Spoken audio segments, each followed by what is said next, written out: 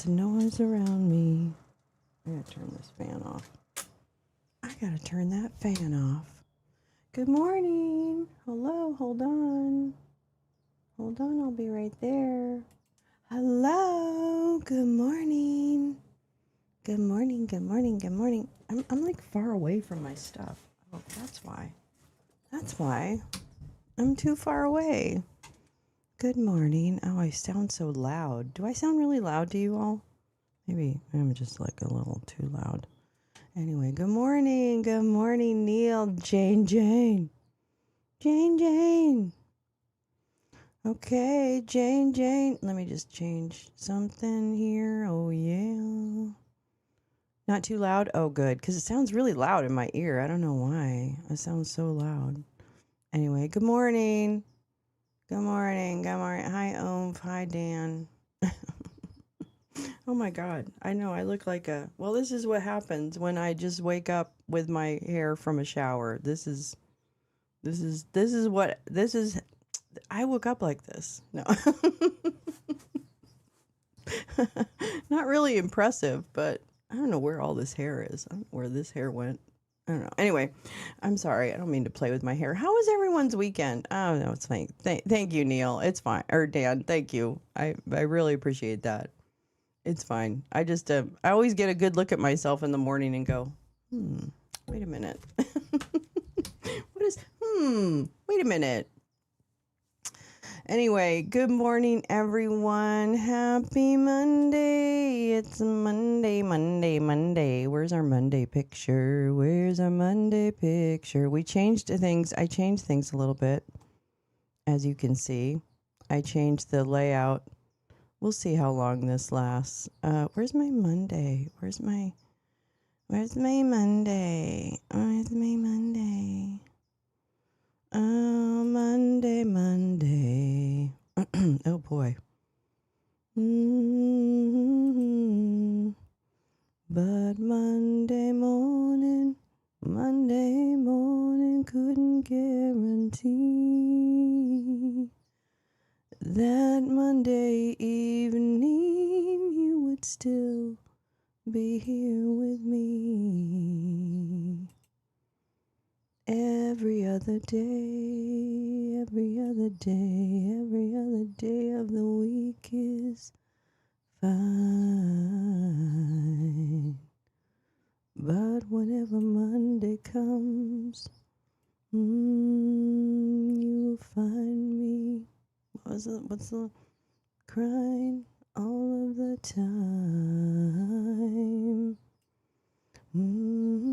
Hi, Jim Nalgren. We are getting walloped on the market today.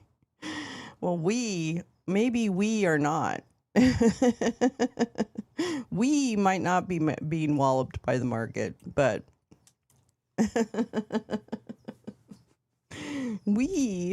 Jim is probably personally getting walloped. Anyway, good morning. Hi, Badge. Hi, Jim. Hi, Dan. Hi, everyone. How are you? I'm tired. I'm sleepy. And I have my Democracy Dino busted shirt on. The Royal We. Yeah, exactly. Changing. Oh, wait, my screen's like, I have to look over. Stop it. Oh, I see. There we go. Anyway, good morning. Mondays, am I right? Is it spring break or something for some people? I have a feeling it's spring break. Is that what it is? Is it spring break for some people? That would make sense. I don't know. I don't get spring break. I mean, I do. I'm on a permanent spring break now. But without all the travel. You know, that's the thing. I've gone on vacations before, don't get me wrong. But I really don't go on vacations. Never did. I never took like an annual vacation or anything like that. I never did that. I'm sorry, Jim. I am sorry. You know what? They go back up.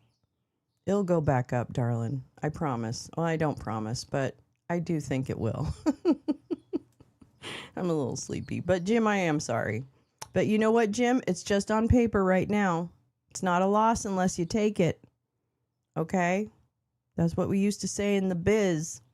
Actually, we didn't say that, but we should have probably. I'd go to Cuba to detox from weed. Oh, that'd be nice. Cuba's really beautiful. I really loved it. It's just everywhere you walk in Havana, you hear music.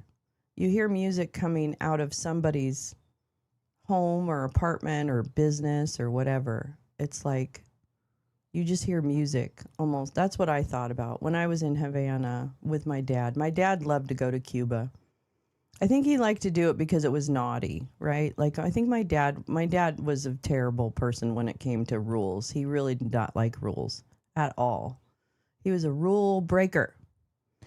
And so he loved to go to Cuba, and just like, because he loved Cuba. He loved traveling. He just loved traveling and being, like, we would stay in hostels and stuff like that. Like, my dad was great at teaching us how to really travel and appreciate where you are and, you know, just be chill. So I really appreciate him for that. And he did. He said he wanted, when he got older, he wanted to go to Cuba kind of one last time. And so he and I went down to Costa Rica, and he visited his girlfriend, who lives in Costa Rica.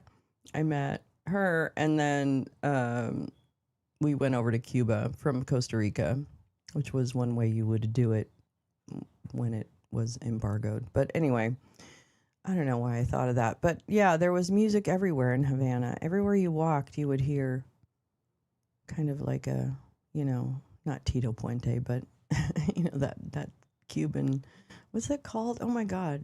I'm totally blanking on the name of the music. But anyway, just so beautiful. So highly recommend experiencing places where you walk around and music is playing. I really do. I think those are probably the best places on earth. Yeah, the stock market this morning. Oopsie poopsie. We pooped our pants. That's the technical term for it. In the business, we used to call that pooping our pants. No, I'm just kidding. That's not what we called it. We went, oh shit, it's going to be a busy day and there's going to be a lot of angry people on the phones. That's what markets like this meant to me. Markets like this meant to me that there was going to be a lot of pissed off people on the phone. I don't know. You know, oh Jesus, criminy. It's just so incredible to me. Wait, let me find, let's see, what's a good one? I hate all these people. I hate all these people, yeah. Well, I wonder if anybody can get us out of this one. So sorry, let me get, you know what? Let me take a sip of coffee. What's going on here? Why are we rushing? We used to go to Cuba. President Obama had a program where Cuba and the U.S. shared medical research. I remember that. While my wife was in the meetings, I got a 300-day spousal stipend. Where did you spend $300 in Cuba? That's just kidding. I could spend $300 in Cuba. In a day? I don't even know. In a day? See, this is why our healthcare is so expensive, Jim. because you had a $300 a day stipend. Damn it. Anyway. Hi, Sharon Brown. How are you, love? Mr. Spock is here. Bubba Keg mugs are better than good in Cuba. What's Bubba Keg mugs? What are those? I don't know. I got to hang out with the model wives. Yeah, I imagine, Jim. I imagine you did. I think that's adorable. I don't know what's going on with this straight piece of hair there. Anyway, I think that's adorable. Well, anyway, I'm sorry you're getting chased by the dino this Monday. That's another term we used in the market. No, it's not. I'm kidding. I made that up too. I guess I should give you a chance to believe me that I made it up. Okay, let me show you what the drama is. Drama. It's drama. Drama, drama, drama island. Drama, drama, drama. I don't know how this new setup is going to work, so just please forgive me. We'll figure it out. Well, it won't really work, but that's okay. ah, ah, ah. Oh, I love the colorful clothes she wears. And the way the fucking fuck. What is wrong with you? Oh, I know what's wrong with me. It's me. It's a me problem. Hold on, sorry. It's Monday. And we have Monday things happening, yeah. Don't lock me down, baby. Don't lock me down. Okay, well, bad news, kids. Oh, actually, I guess I should, maybe I should put this above my... I don't know. There just didn't feel like there's enough room on these screens. I'm sorry about that, but I don't really feel like there's enough room on these screens.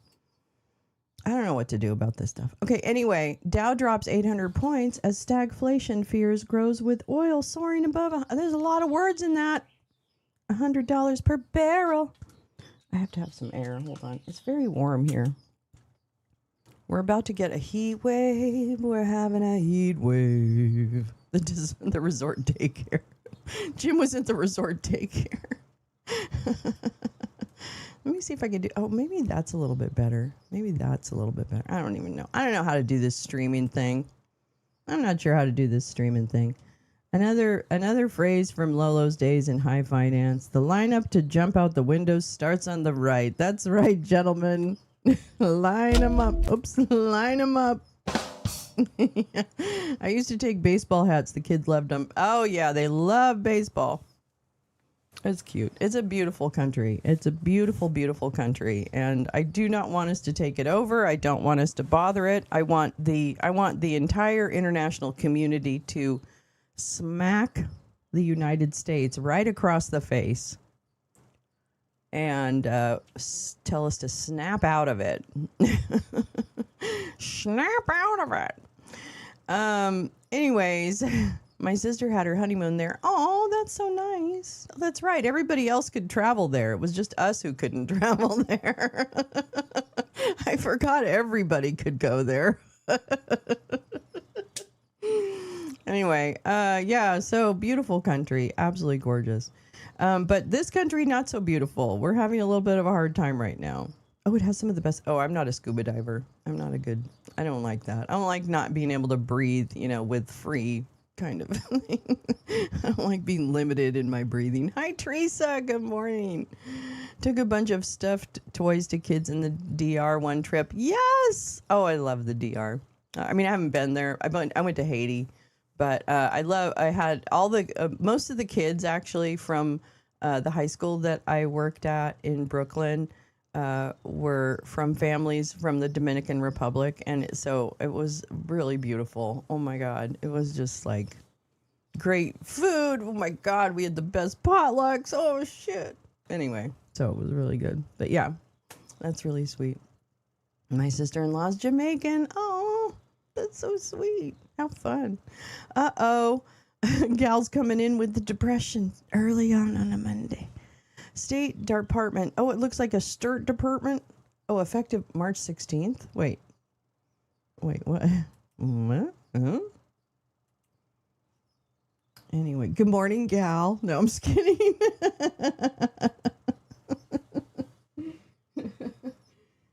Let's see. Whoops. Oh, shit. Why? I don't want to... Okay, fine. Terrorist designation of the Sudanese Muslim Brotherhood? Okay. Well, that's interesting. Why this? Why this all of a sudden? Today, the State Department is designating the Sudanese Muslim Brotherhood as a specially designated global terrorist and intends to designate the group as a foreign terrorist organization effective March 16th. I said good morning. Oh. You said the F word. You did say good morning. Morning question. Is it normal for the State Department to designate a foreign terrorist org a week in advance? Oh, yeah, that's a good point. Yeah, that's it. Yeah, Neil.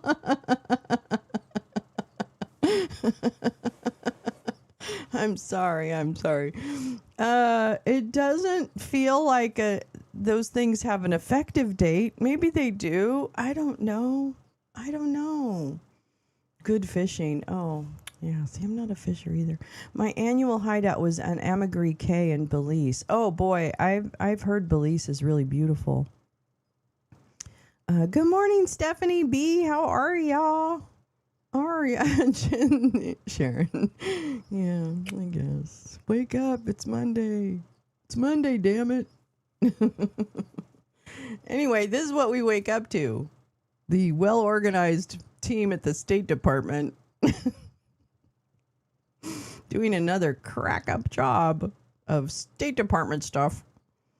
Designating the Sudanese Muslim Brotherhood as a global organization effective next week. Because this week we can't be bothered. We're fighting a war this week. We can't really do all the things that we do. Can't we all just go to Belize? Doesn't that sound nice? It does actually. Okay, the Sudanese Muslim Brotherhood uses unrestrained violence against civilians to undermine efforts to resolve the conflict in Sudan and advance its violent Islamist ideology. Oh my God. Its fighters, many receiving training and other support from Iran's Islamic Revolutionary Guard Corps, have conducted mass executions of civilians, blah, blah, blah, blah, blah. Sorry, I didn't mean blah, blah, blah, blah, blah, in relation to the acts that the group had done, but I mean blah, blah, blah, in relation to the State Department and their ability to just be unironically incredibly stupid. And boy, did they doggy our government. Boy, did they doggy it. It's dogged. I haven't had a chance to bake yet. Be easy. I know, Stephanie, me either. So let's take this a little bit. This is a Monday, okay? We need to be gentle with ourselves. Fishing gear is good to try. Oh, okay. Grand Cayman has some really good scuba diving spots. Well, there you go. Welcome to the Travel Channel. I'm Lolo, and I'll be your travel person for today. Let's see. Okay. Well, that's really stupid. I don't know how those things happen, and I would imagine you just announce that they are. And now that you say that, Gal, I can't think of a time when they've said, well, next week. We know they are now, but next week is when we're really going to say it. So whatever. I don't know. God, this fucking government. I cannot tell you. The self-inflicted wounds. The self-inflicted wounds of this administration. And I know they're not even by accident. Okay, none of this is by accident. So I won a drinking contest on a catamaran. I won a drinking contest on a catamaran in Cancun once. That sounds good, actually. I'd like to win a drinking game on a catamaran in Cancun. Let's see. Let's talk about what's happening and where we're at, how we start this week.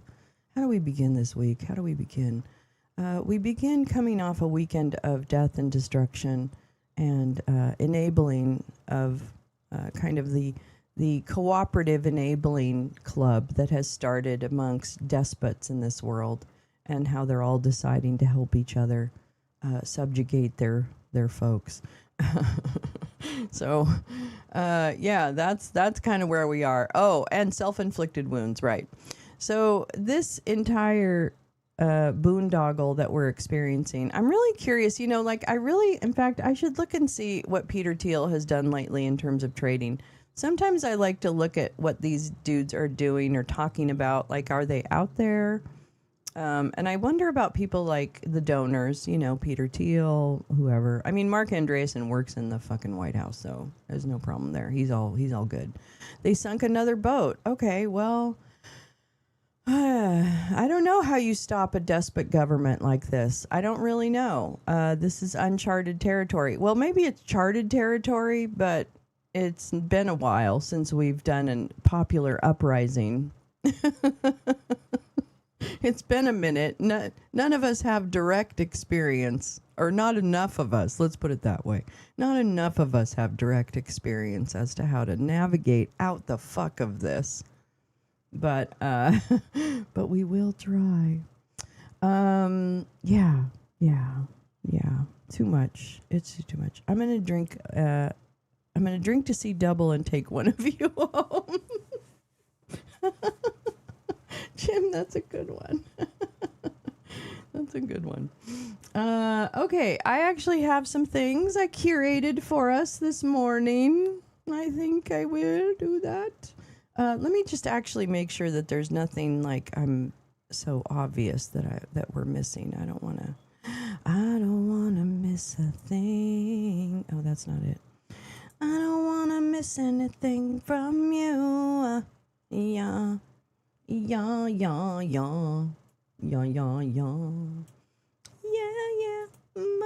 Ma. I had to blow up a balloon, then drink a glass of beer through a straw, then down a shot of tequila. I didn't have to drink the tequila, but it seemed appropriate. Yeah. It definitely is appropriate. That was my favorite drink. Okay, let's see here. Oh my God. Okay, JD Vance is talking to International Association of Fire something. Let's see. Eurozone finance ministers meet in Brussels. In Bruges.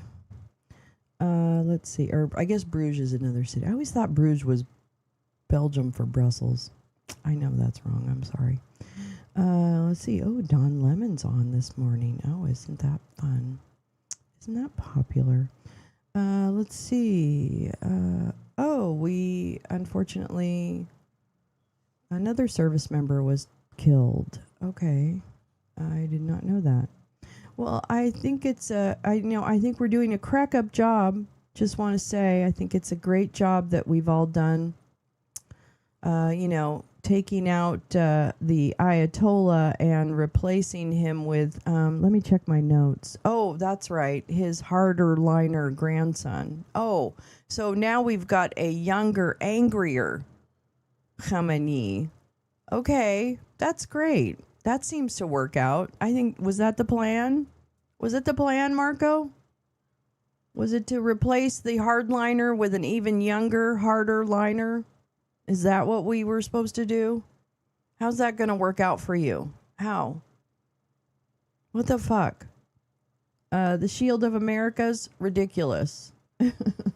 Everything is ridiculous. Okay, let's see. Oh, you know what? I'm going to start with this. I was talking to my family yesterday. We have a family call every week. And a family Zoom.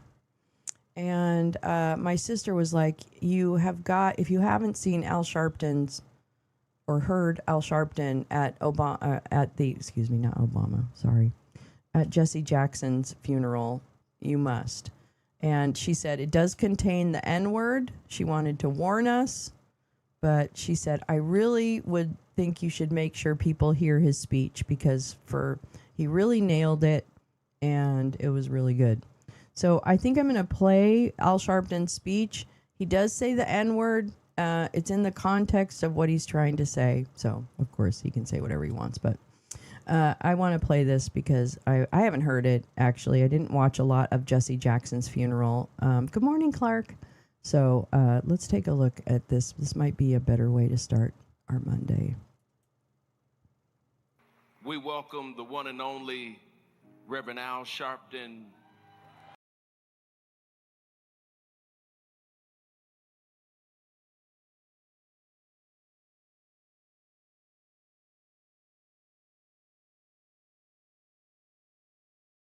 Can you hear it okay? I've heard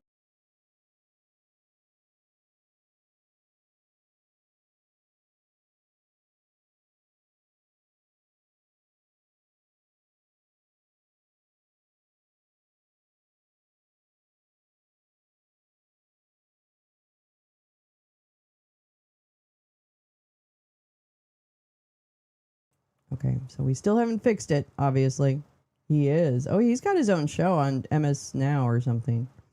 I was reading about this a few days ago and asking my hubs a bunch of nerd questions. Anyway, might be interesting to read. Gift Lake in the next comment. Thank you, Gal.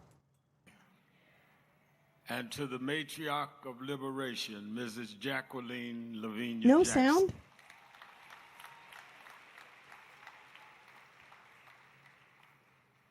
As I listened and thought about, everyone quoted the slogan of Reverend Jackson. Right. Okay, I'm not sure why this is so weird. Okay. All right, here we go. But I want to, in my few minutes, and if you take Brother Biden's minutes and other minutes, I come out of the Jackson School of Thought. They told me 4 minutes, which means 8 in Jacksonian language. I don't want us, Yusef, to leave here having mourned and then mock what Jackson was all about. We're sitting here acting like our own lack of rising to what he wanted us to be is the reason we are sitting on the brink of some of the most serious Reconstruction behavior being rescinded that we've seen in modern times. To leave here and not follow an assignment would not be what Jesse Jackson taught us. To make us feel good, we went to Jesse Jackson's funeral, and that we said nice things about Mrs. Jackson. But people at the same time are killing illegal immigrants. People at the same time are cutting public funding. At the same time, Affordable Care Act is not being renewed and seniors have to deal with premiums. Don't sit here so holy and sanctified and act like you have no assignment yourself.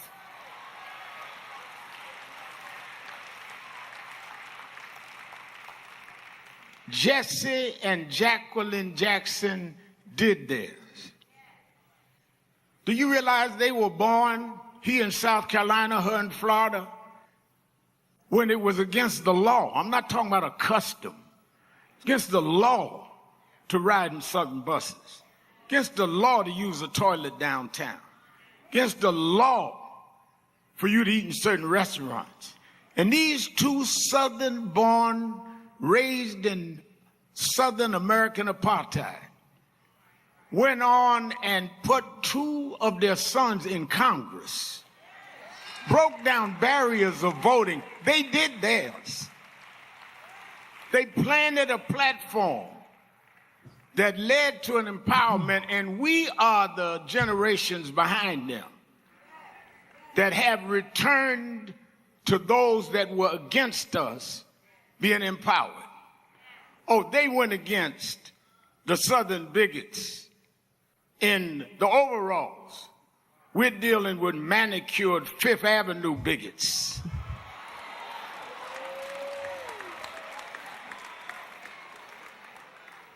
I remember I was 12 years old.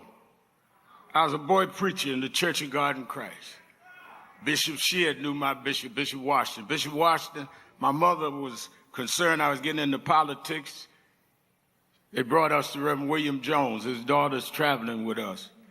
And Reverend Jones introduced me to Jesse Jackson. I became his youth director in New York at 13. I liked Reverend Jackson because he was a little hipper than the older preachers. He was 27, I was 13 by the time I became youth director. So he was like a father figure to me. When I got about 40, he said, quit calling me father, call me big brother. But what I liked about it is that he didn't have the background others had. He didn't come from generations of preachers. So those of us that didn't have that pedigree, didn't have that background, could relate. And he talked about economics, and he talked about discipline. He would not let us make excuses. I would call him and say we're doing certain things and they're attacking us in the press. He said, oh, another pity party. He never cared when we felt we were being unfairly attacked. But I never will forget 1994. We went to Dakar, Senegal, and James Meeks and Jesse Jr. and I had dinner with him that night. And that's where he said, Al, Meeks, Jesse Jr., y'all are my disciples. And we said, disciples? And for years, we joked each other. I'd cover the room, and Junior say, here's disciple number one, and Meeks. But discipleship meant you carried forth the vision. The next day, he took me on the ferry to Goree Island, Mrs. Jackson, and on Goree Island, he showed me where the slave camps were. And I will never forget, he said, Al, you see what that artifact is? I said, what's that? He said, they call it the door of no return. When you go through that door, you either made it to America to slavery or you died in the Atlantic. The door of no return.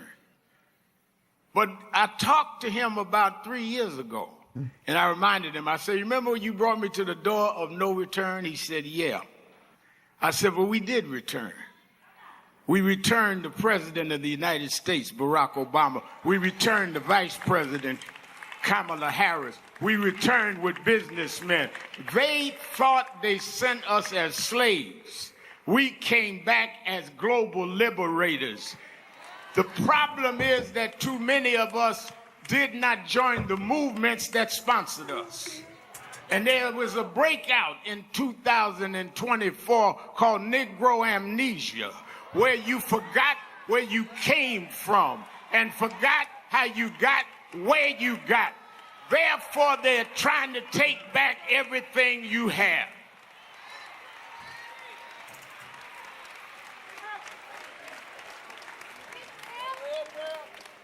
I asked Michael Eric Dyson, our prominent scholar, where in history is this? He said, we always go one step forward and two backward. Well, here we are now. The problem is not Trump. The problem is us. We are allowing ourselves to be lowered and our children to feel inferior because you don't have an I am somebody person. You got our artists calling our women bees. Our others calling us niggas. What happened to us? What happened to black and proud? What happened? I'm gonna vote. What happened? Ain't gonna let nobody turn me around. What happened to us?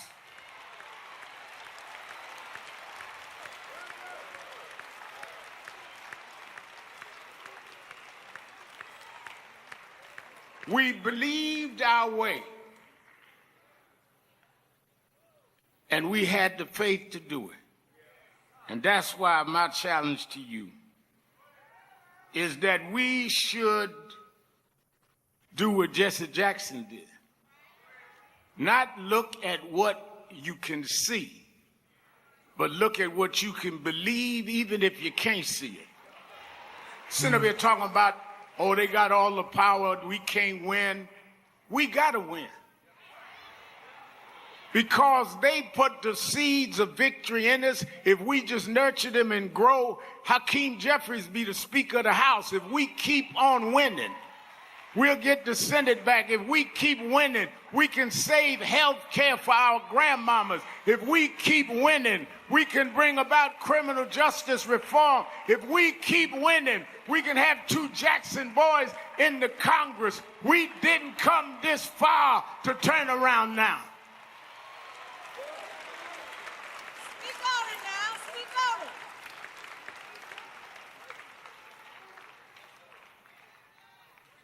Reverend Sharp, pastor fellowship, I was talking to him. And I said, Reverend Sharp,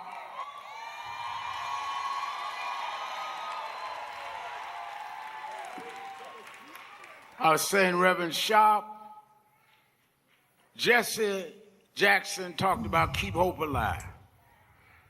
And I met a man that Reverend Jackson admired called Adam Clayton Powell when I was a kid. And Adam had a slogan called Keep the Faith, Baby. And I'd like, Tyler Perry's here. He canceled something to be with us. I'd like one day Tyler to do a whole thing on it, Adam Powell, because there's a little risque side to Adam that Tyler know how to handle that kind of stuff.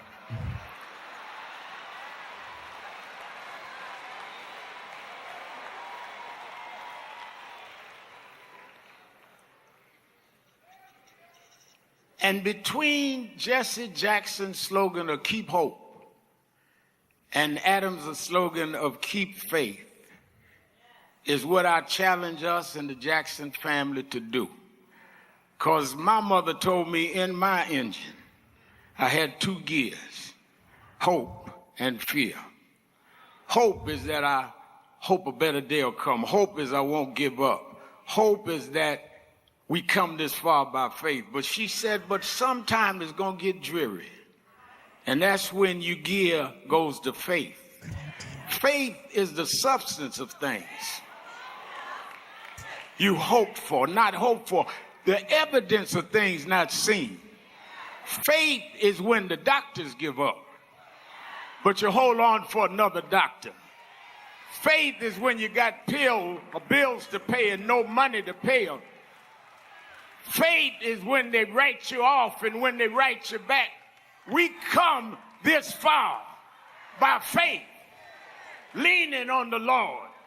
Or they getting ready to celebrate the 250th anniversary of the country, but we were not free in 1776. It is not our celebration. We got here in 1619. We worked 246 years and never got paid, but we are still here. We come this far by faith. It was against the law to read and write. It was against the law to marry, but we come this far by faith. I don't care what they do in Washington. I care what we do in the community. We beat people bigger than Trump. We fought people harder than them if we stand up and be what we're supposed to be.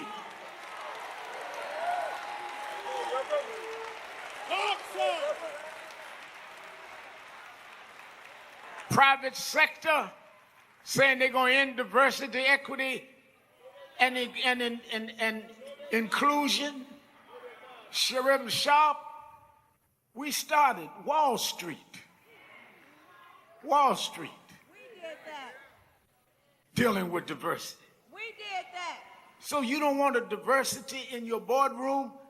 Then don't have a diversified consumer base.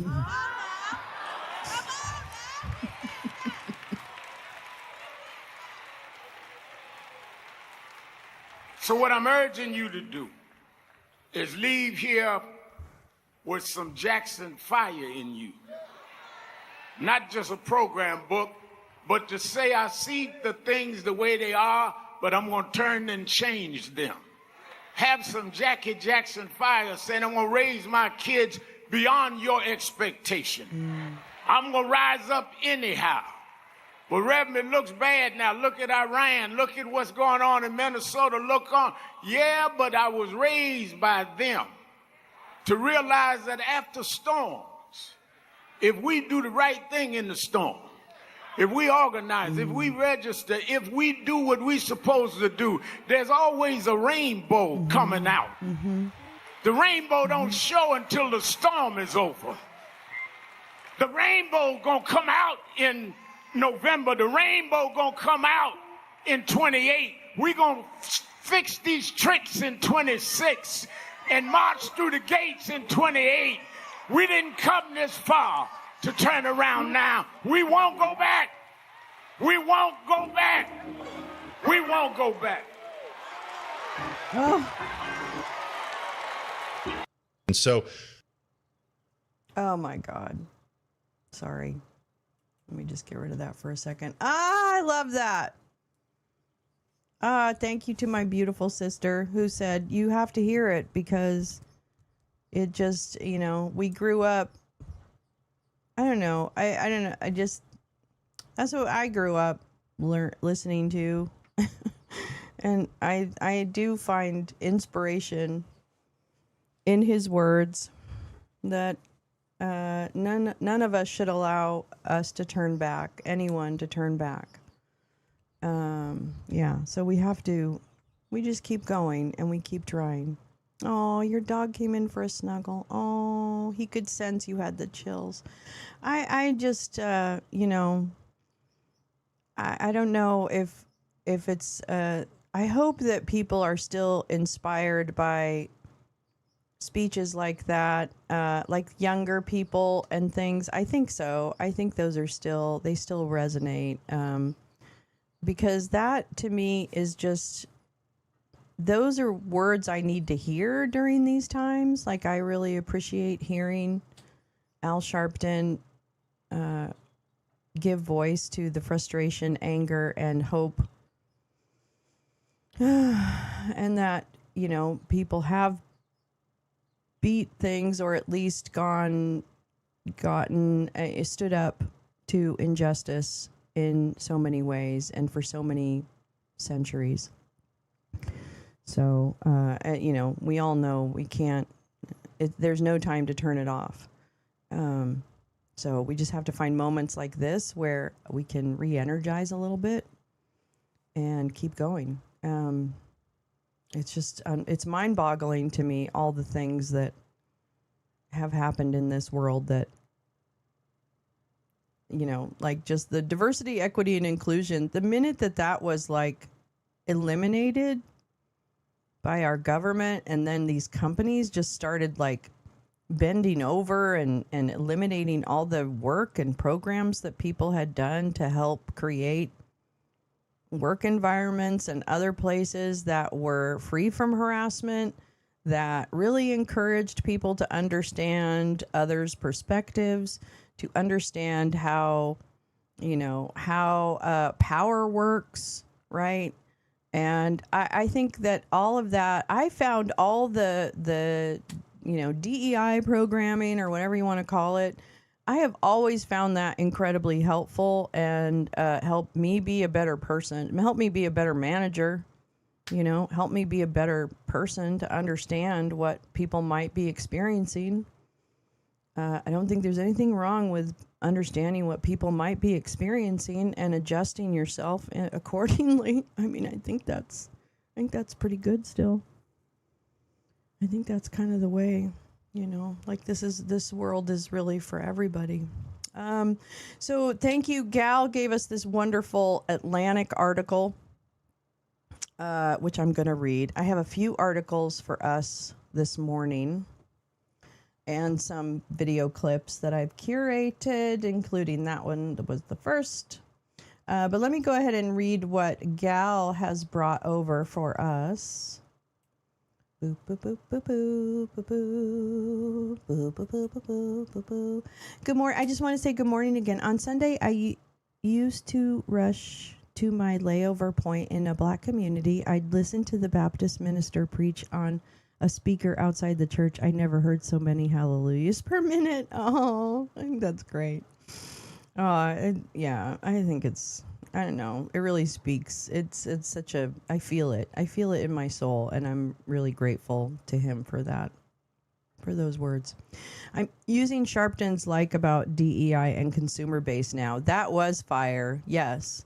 And we haven't done enough, right? We haven't done enough to push back on these companies that are just like bowing down to some stupid, like absolutely inappropriate. It is inappropriate to eliminate a DEI program. It is fucking inappropriate. It's hateful. It's bullshit. It's just like there is no reason that should exist, that should happen. And everybody's like, oh, well, ho-hum, okay. Like, no, that's not it. I mean, I know not everybody's ho-hum, but you know what I mean. It's like we kind of moved past the DEI and the trans erasure parts, right? and we just kind of keep going, which of course it's because it's a fire hose of bullshit coming at us, which I understand. All right, let me get this one to do. This is a gift article from Wonderful Gal. A mysterious code, this is from The Atlantic. Excuse me. A mysterious code is being broadcast on shortwave radio. Is it Iran? The regime is overmatched militarily, but still has tools for returning fire. On February 28th, actually, let me move this. I'm sorry, I can't speak. I can't speak. Move this over here. La la la la la. Oh wait, I actually think I'm not on. Oh, I'm on top chat. God damn it. I missed a bunch of people. I'm so sorry. I'm sorry. Okay. Here we go. Settle in, darlings. On February 28th, the day that the bombs started falling on the Islamic Republic, a man's voice began broadcasting in Farsi on shortwave radio frequency. He announced himself, Tavajo, Tavajo, attention, attention. I'm sorry if I pronounce words incorrectly, forgive me. And then read a string of seemingly random numbers. Anyone with a shortwave radio could hear him, but the announcer's intended audience was likely no more than a handful of people using a centuries-old system to decipher his otherwise incoherent message. The eerie and still unattributed radio transmission came from a numbers station. You don't hear them much anymore, but when CIA and the KGB needed to communicate with their spies working undercover, such broadcasts were convenient and safe ways to send orders around the world. The intended recipient turns on their radio at a set time to a specific station and writes down the numbers they hear. Using a technique called a one-time pad, they convert each number into a letter, eventually revealing a message. The transmission is out in the open, but if only the sender and the recipient have the pad, which is written down and destroyed immediately after the message is sent, only they can understand the message. When used properly, this old-school method creates an unbreakable secret code, but number stations, which are recurring elements of Cold War-era spycraft in movies and TV shows, have been largely replaced by digital encryption and internet-based covert communication systems.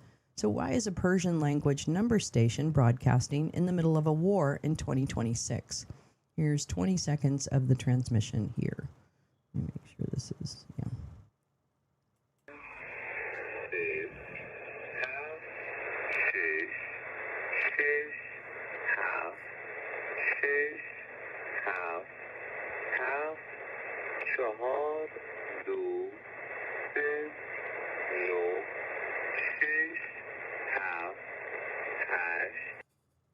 All right.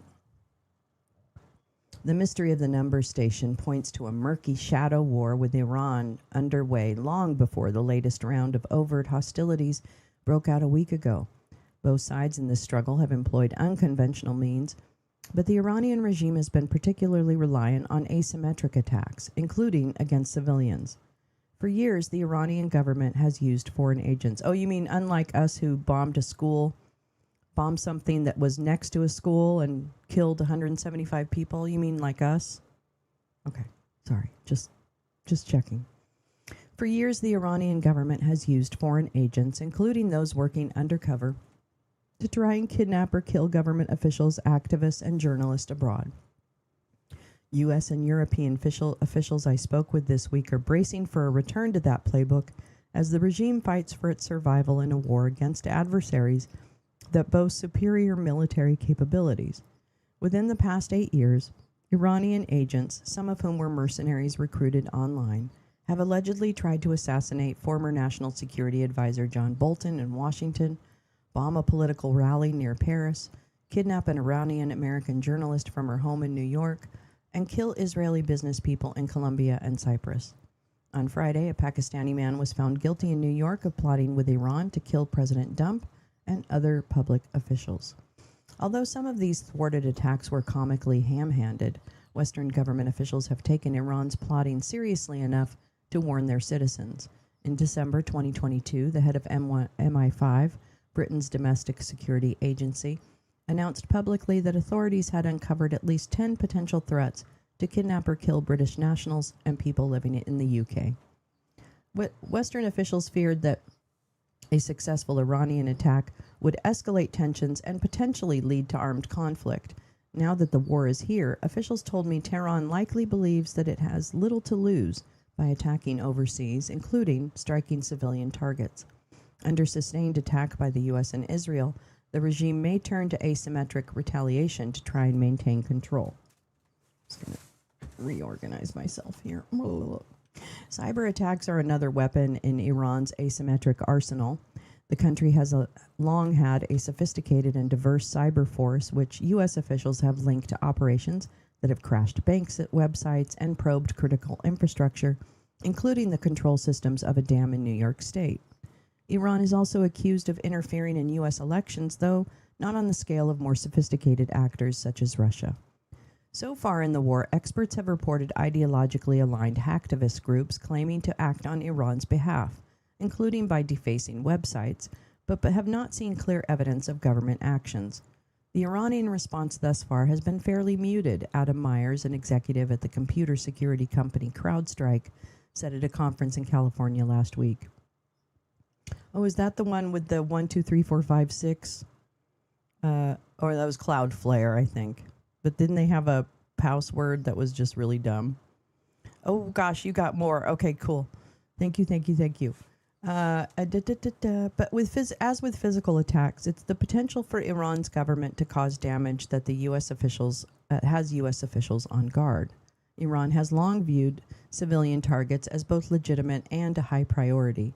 Mohammad Hossein Tajik, a now deceased former commander of an Iranian cyber unit, once told me that in the past decade, Iran was responsible for attacks on the electrical system in Turkey, a damaging assault on the computer systems of Saudi Arabia's state oil company, and an innovative financial heist targeting SWIFT, a communications network used by the world's banks. Tajik also told me that Iran had shared hacking techniques with Russia over many years. More recently, Iran has provided Russia with technology and expertise to build drones used against Ukraine. And on Friday, the Washington Post reported that Russia had given intelligence to Iran to help strike U.S. forces in the Middle East. The potential for joint Iranian-Russian cyber attacks cannot be ruled out. Iran has a lot of potential to cause mayhem, so why hasn't it? It is, to me, the key question. Nate Swanson, a former career State Department official who served as Iran director at the National Security Council, told me when we spoke on Friday morning. Swanson said he was surprised to see Iran strike Saudi Arabia, Qatar, and the UAE, among other countries in the Gulf region, as soon as the war began, rather than to first turn to proxy attacks, assassinations, or cyber attacks abroad. Iran's capabilities could have been degraded in the initial assault, he said. The IDF reportedly bombed agencies that play a role in domestic cyber surveillance and overseas attacks. Another possibility, Swanson told me, is that Iran is holding these capabilities in reserve. The country's behavior thus far suggests it's pursuing a decentralized plan for a war of attrition. He said, Iran's military and intelligence leaders may not have begun asymmetric attacks yet because they're waiting for the United States and Israel to draw down their own weapons stores. Trump has said he expects the military campaign to take about 4 weeks. If you take the president at his word, that means there will be multiple phases of this campaign, Jonathan Panikoff, a former senior intelligence officer covering the Middle East, told me. You could see the same thing from proxy organizations such as Hezbollah in Lebanon, Panikoff said. That might be phase 2 or 3. Shortly after we finished speaking came reports that Hezbollah had begun firing on Israel. Panikoff told me he was concerned that communities in northern Israel would again be threatened, as they were when Hezbollah attacked after the October 7th terrorist assault by Hamas. It's not clear how much remains in Hezbollah's arsenal after the extensive Israeli air campaign aimed at destroying its missiles and launchers, Panikoff said. But now that the proxy attacks have begun, one wonders if assassination plots and cyber attacks might soon follow. And what about that weird business with the number station? What is its role, if any, in Iran's plans? I admit that when I first heard the broadcast, I imagined Iran sending orders to clandestine agents abroad. Considering that Iran is overwhelmed by technologically superior forces, reverting to a tried-and-true communication system would not be outlandish. But we don't know where the broadcast originates, according to the amateur shortwave trackers with the international group Priam, who welcomed me into their chat room. That makes it harder to know whether Iran is running the station. We do have indications that Iran's government is jamming the signal using techniques that the trackers have documented in the past. That suggests an even more intriguing potential twist. Perhaps Iran isn't sending messages to agents abroad, but an adversary is sending messages to agents in Iran. The government has imposed an internet blackout in the country, which could challenge, say, Israeli or American intelligence agencies trying to contact their agents in Iran. In recent decades, the United States has used internet-based systems to communicate with its operatives. Years ago, Iranians discovered how the system works and arrested or killed many spies. But the CIA has also used satellite-based systems for its most valuable human assets. One U.S. official I spoke with wondered whether the station was just a red herring meant to make the United States and Israel believe that Iran was activating foreign sleeper cells. Or could someone be trolling the Iranians? The amateur trackers have heard the suspected Iranian jammer as far away as Canada. That's a lot of effort and transmission signal to stop a prank. As of late last week, the station had broadcast numbers 7 times since the war started, but then went quiet. Perhaps the message had been delivered. Maybe the broadcaster gave up in the face of Iranian interference. The trackers lamented that we might have heard the last of V-32, the designation they've given the station. On Saturday, some of the trackers and I dutifully tuned in at 1800 Coordinated Universal Time, 1 p.m. in Washington, D.C., to see whether V-32 might reappear at its customary broadcast hour. We heard nothing. But a minute later, one of the trackers heard a man's voice, slowly and clearly reading numbers in Farsi on a different frequency. Over on V-32's previous frequency, the jammer was banging away, apparently unaware that the reader had moved. A classic cat and mouse game was on. The trackers reported that they had heard the numbers clearly in their various locations across Europe and Middle East. They tried different methods to locate the transmission's origin without success. We listened for ambient noises that might give us some hint as to who was reading. Some trackers thought they heard a fan blowing. Others said they heard the sound of Microsoft Windows prompt. Not especially revealing clues, but ones that offered more information than we'd had about V-32 when the broadcast started. After about 90 minutes, the reader stopped, and we heard only static. We still don't know who's sending the messages, who they're meant for, or what they mean. Even the jamming might be an unreliable clue. I found myself wondering if Iranian intelligence broadcast the message and then jammed it to make the Americans and the Israelis think it wasn't them. Security officials are trying to make sense of baffling developments like the number station as they work to forestall potential attacks. Trump has extolled the ferocity of the U.S. campaign, now more than just a week old. Undoubtedly, it has caused tremendous damage to Iran's military, its security apparatus, and its leadership, with comparatively little loss of life on the American side. Okay. But no one I've talked to thinks Iran has been so crippled that it cannot inflict pain and damage beyond its borders. If this week was just the first phase of a long war, we don't expect Iran to use every weapon in its arsenal at once. Oh, very interesting. Very interesting. For assassination. Okay, wait, let me read this. I know, I was on top chat. So sorry. If this is interesting to anyone, here's some things I was reading the other day. The no need to read aloud, Lolo, just for reference. Oh, well, I'm gonna click them because I want to make sure that I put them in the description, gal. This is great. This is actually great. Thank you so. You know, y'all, we are so lucky to have people like Gal, Teresa, everyone who shares stuff. Every fucking person who shares stuff. We're so lucky. Oh, thank you so much for sharing those, Gal. I really appreciate that. Yeah, this is perfect. Those of those other officials were Biden and Nikki Haley. Really? They were going to kill Nikki Haley? God, I wonder why. What'd she do?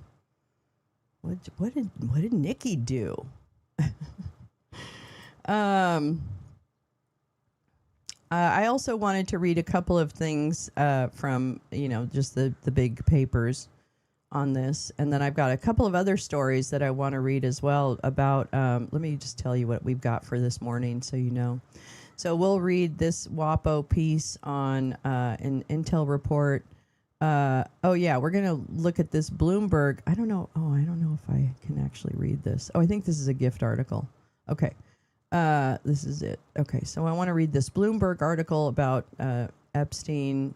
Let's see these. Oh, I wanted to play the Brian McGinnis stuff, some tariff stuff, trade. Yeah, and I want to read this piece on Crispy Gnome. What else do I have here? What else? Oh, yeah, the new DHS pick. We'll talk about Mark Wade Mullenhead. We've got a lot. All right, let's just keep it going. Oh, actually, you know what? I'll play a video now because I talked and then I should play a video and then talk and then play a video. Talk, play a video. Talk, play a video. Talk, play a video. Let's see what I'm going. Oh, what? Oh, that's it. That's at 12. Okay.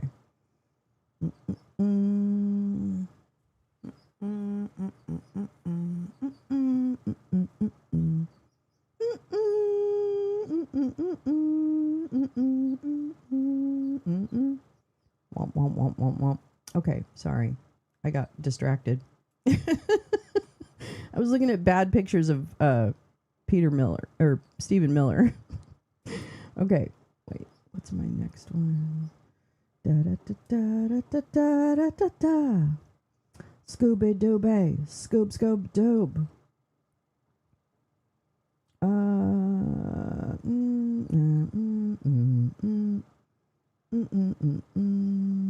These are all old now.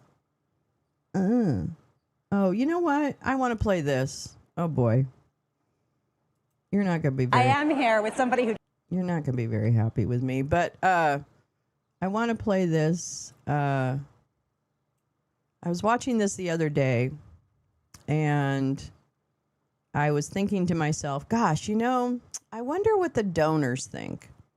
I wonder what the donors think about all of this, like oil prices and war and bleep, blop, bloop, and bleep, blop, bloop.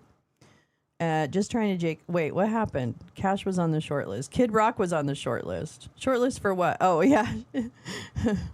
for the Iranians. Everybody, the Iranians were going to do everyone a favor and get rid of Kid Rock. But no, they changed their mind because he's not important enough. All right, so this is Jamie Dimon, and I wanted to get to a specific part. Hold on. Let me see.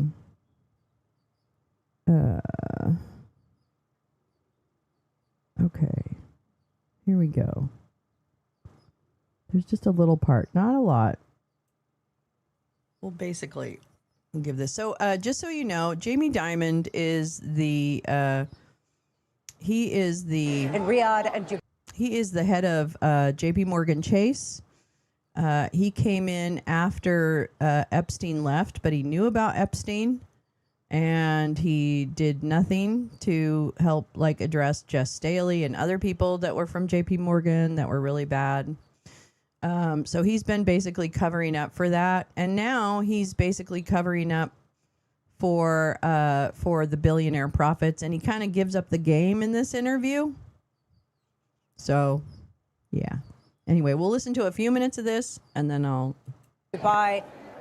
If you take a longer-term view, does any of what we're seeing now have the potential to shape that effort to expand either in the positive direction or potentially to withdraw in the effort? I think the way I look at it, it creates more risk. It creates more chance of a positive outcome. So all those nations have been modernizing, educating their people, you know, adopting more and more Western methods, wanting to open up their markets, bring in foreign direct investment, invest overseas. That won't change. In fact, and Tom Friedman wrote about this in his paper today, that this creates a bigger opportunity for long and just peace in the Middle East. And writ large, not just Iran in this war, but you know that Saudi Arabia, UAE, some path to statehood for the Palestinians in Gaza and Palestinians. That's going to be up to them. Sure. There are reasons to be optimistic. This opens the door for that. And there are a lot of naysayers. I understand that. And if things go south, they're going to say, I told you so. But this does open up the door for that. So hopefully we're wise enough to help move in that direction. And if you watch closely what's going on in the Middle East, Saudi Arabia, UAE, Qatar, Kuwait, they all want peace. And they all know that like really growing and having great economies rely on that. You want to get more foreign direct investment, you need peace. And things like war reduce the chance that people don't want to put real investment in the ground. So, and then they even set up a shadow government for the Palestinian Authority with Palestinians, but professionals, lawyers, doctors, business people, to create maybe a governing structure that can actually uncorruptly govern Palestinians and create peace on the ground there, and have Israel and Palestine work on a long-term course, but of course to peace side by side with statehood. So we'll see. I mean, look, on that one I want to be optimistic, even though it's been terrible now for a long time. You were talking about credit, and I do want to return to it, and what could potentially cause the credit cycle to crack. Even if we don't know the catalyst, do you have a sense of what this credit cycle is going to look like? If it's going to be akin to something that we've seen in the past, or if it's going to have a new kind of dynamic? Yeah, so some things rhyme and some things never change, okay? There will be a credit cycle. Wait. It's usually caused by a recession. The type of recession determines the nature of it. So stagflation is very different than just a recession, obviously the depth of the recession, and a credit cycle is a normal cycle. One of the things that's always different is which industries get really badly hurt. Like you may, so we can continue to serve our clients. Let me find the part. Sorry, this was not really what I wanted. I wanted this. Maybe it's this. Oh, you know what? Actually, it was earlier.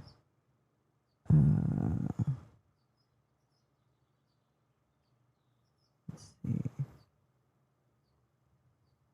Oh, here we go. Sorry, it was really at the beginning. I'm so sorry. Okay. Are you surprised that the market has been so sanguine to any kind of response or any kind of geopolitical disruption? Hi, Lisa. Hi, Bloomberg. Not really. So one of our brilliant folks wrote a report years ago, Mike Semblis, that if you look at all these wars around the world since World War II, the market reacts, but it never had a real long-term effect other than the Israeli conflict when the oil prices tripled and went on for an extended period of time in 1973. So the world kind of takes this in stride, but geopolitics is a major issue. It's much more complex today than it has been since World War II. I'm talking about Ukraine, Russia, Iran, North Korea, our relationship with China, and that could have an effect, but it may not. So these things may diminish over time. This war with Iran, if it is short and oil goes to 80 or 90 or 100, but it's a short time, not prolonged, it probably won't have a major effect. If it becomes prolonged, then all bets are off the table. Well, how offsides would this market be if there were truly a stagflationary shock, given the fact that there seems to be comfort with the idea of disinflation right now? Well, I think that's true, but I think that was true before this war. So if you look at, my view is the prices, asset prices are kind of high, credit spreads are kind of low. There's kind of a lot of complacency in the market. I'm not sure, we look at risk, we look at the broad range of outcomes, and there are negative outcomes, but one of them would be, inflation. I call that's the skunk at the party. So it's been coming down, but it seems to maybe leveled off around 3%. If things make it go up, and this is only one thing, you can look at medical prices, construction prices, insurance prices, wages for certain things, other things, inflation is a big thing, it's not just oil. So we'll see. Right now, this will add a little bit, literally a teeny bit to inflation, not a lot. I was surprised because things were kind of gloomy coming into today, and the mood here is not that. Actually, there's a lot of optimism. There are a lot of different companies that are building things and investing things. I mean, how vulnerable really is the U.S. economy right now to some sort of geopolitical shock? Well, it may not be geopolitical. It may be the companies who start to lay people off. And so I look, the most important thing in the world today is geopolitical. What happens to the free Western democratic world, which has kind of been under attack by Russia and Ukraine, by Iran in the Middle East, a little bit by China, who wants to, divide and conquer the Western world, and, both militarily and economically. You have all their neighbors are rearming because of their actions, not because of anyone else. So those are the most important things. I'd add global deficits are so large, but those are like, I call them like large moving tectonic plates that may or may not affect the economy in the short run. They may be determinative in the longer run. And some of these things, when you talk about war, Vietnam, did it affect the economy in the very short run? No. It had a 20-year effect after that. So you got to look at these things as they're moving plates that can take 5 years to have an effect, but effectively real. Right now, the economy is doing fine. Asset prices are high. People are assuming things go on. I mean, no one you talk to has any idea the credit spreads can gap out a lot. And they could, just because of sentiment. And so yeah, I think there's a little bit of, a little more exuberance than I think there should be. But we've had years of it. And, the one big beautiful bill adds to growth this year. Bank deregulation, other deregulation adds to growth, and animal spirits. So we'll see. But you pointed out, I think, the skunk would be inflation. So we got. Sorry, a lot of gobbledygook from Jamie. But I think what I really wanted you to hear was the market and the donors. This is fine. The market, donors, the donor class, they're not worried. They're not worried. They're not worried. This is great. This is great. No big deal. No big deal. He probably does. Yeah, Jamie Dimon is a problem. Jamie Dimon is a problem. Yeah, market dips are buying. Yeah, so assets are strong. But here's what he did say. He did say something about the credit markets, the private equity, and other things. And we also know that the debt market is really, really overinflated right now. So we're going to dig into that this week. But yeah, I just wanted to play that because the donors are fine. Okay, they think this is just great. They're no problem whatsoever. Not a problem. All right, here we go. Let's read some more. Oh my God. Let's read some more. A classified. So this is the Washington Post from 2 days ago. Intel report warns large-scale war unlikely to oust Iran's regime. And as we just spoke about it, they just appointed a younger, harder liner, Khamenei. So there's a new Ayatollah in town, and he's ready to rumble. Yeah, great. A classified U.S. report doubts that Iran's opposition would take power following either a short or extended U.S. military campaign. That's right. A classified report by the National Intelligence Council found that even a large-scale assault on Iran launched by the United States would be unlikely to oust the Islamic Republic's entrenched military and clerical establishment, a sobering assessment as the Trump administration raises the specter of an extended military campaign that officials say has only just begun. The findings, confirmed to the Washington Post by 3 people familiar with the report's contents, raised doubts about President Trump's declared plan to, quote, clean out Iran's leadership structure and install a ruler of his choosing. Well, that didn't happen. The report completed about a week. This is the important part. The report completed about a week before the United States and Israel initiated the war on February 28th, outlined succession scenarios stemming from either a narrowly tailored campaign against Iran's leaders or a broader assault against its leadership and government institutions, the people familiar with its findings said. In both cases, the intelligence concluded that Iran's clerical and military establishment would respond to the killing of Supreme Leader Khamenei by following protocols designed to preserve continuity of power, these people said. The prospect of Iran's fragmented opposition taking control when the country was described as, quote, unlikely, said the people who spoke on the condition of anonymity to discuss a classified report. The National Intelligence Council, or NIC, is composed of veteran analysts who produce classified assessments meant to represent the collective wisdom of Washington's 18 intelligence agencies. The CIA referred questions to the Office of Director of National Intelligence, Tulsi Toenails, who declined to comment because she's busy burning the whistleblower report about herself. The White House did not say if the president was briefed on this assessment before approving the military operation. Well, that seems really terrible. If there was an NIC report on the actual operation and the president didn't even look at it, which was quickly, before approving the military operation, which has quickly expanded east to include submarine warfare in the Indian Ocean and west to counter missile showdowns near NATO member Turkey. President Trump and his administration have clearly outlined their goals with regards to Operation Epic Fury: destroy Iran's ballistic missiles and production capacity, demolish their navy and their ability to arm proxies, and prevent them from ever obtaining a nuclear weapon. Which is really funny, Anna Kelly. Oh my God, my skin itches. It's really funny, Anna Kelly, because those weren't the ideas before he started dropping bombs. He never said that until after he started dropping bombs. What about it? The Iranian regime is being absolutely crushed. No, apparently they're not. U.S. spy agencies' doubts about Iran's opposition seizing power have been referenced in the New York Times, Reuters, and the Wall Street Journal. The NIC's involvement and its analyses of the potential outcomes of small and large-scale offensives have not been previously reported. Suzanne Maloney, an Iran scholar and vice president at the Brookings Institution, said that the NIC's prediction that Iran's institutions will endure stems from its rigorous knowledge of the Islamic Republic. It sounds like a deeply informed assessment of the Iranian system and the institutions and processes that have been established for many years, she said. Boop.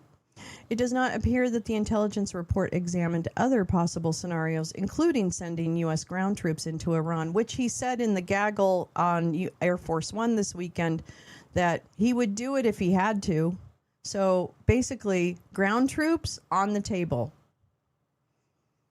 Yeah. U.S. into Iran, or arming the country's ethnic Kurds to foment a rebellion. It could not be determined whether the large-scale campaign that the classified document examined is identical to the operations now underway. The Iranian succession process that the report anticipated is now playing out, but under duress from the extensive U.S.-Israel bombing campaign from the air and sea. Well, it doesn't matter because they figured it out.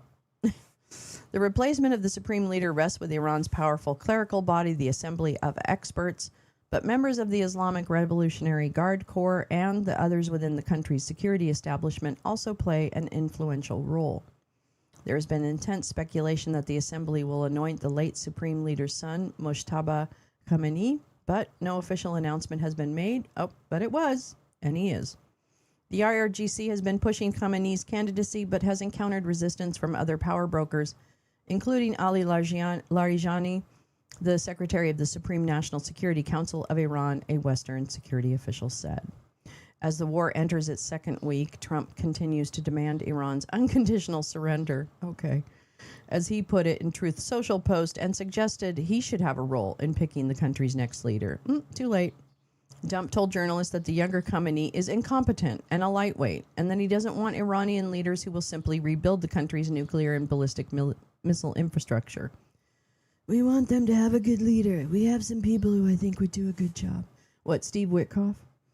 Iran's parliament speaker Mohammad Bagher Ghalibaf rejected the notion that Trump will play any role in appointing Iran's next leader. The fate of dear Iran, which is more precious than life, will be determined solely by the Iranian nation, not by Jeffrey Epstein's gang.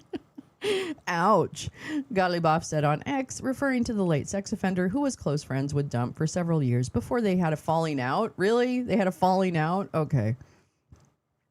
Current and former U.S. officials say they see little sign, at least so far, of a mass popular uprising in Iran or of significant fissures within the government or security forces that will result in a new regime. Iran's security forces killed thousands of protesters during demonstrations in January, fueled by the country's abysmal economy.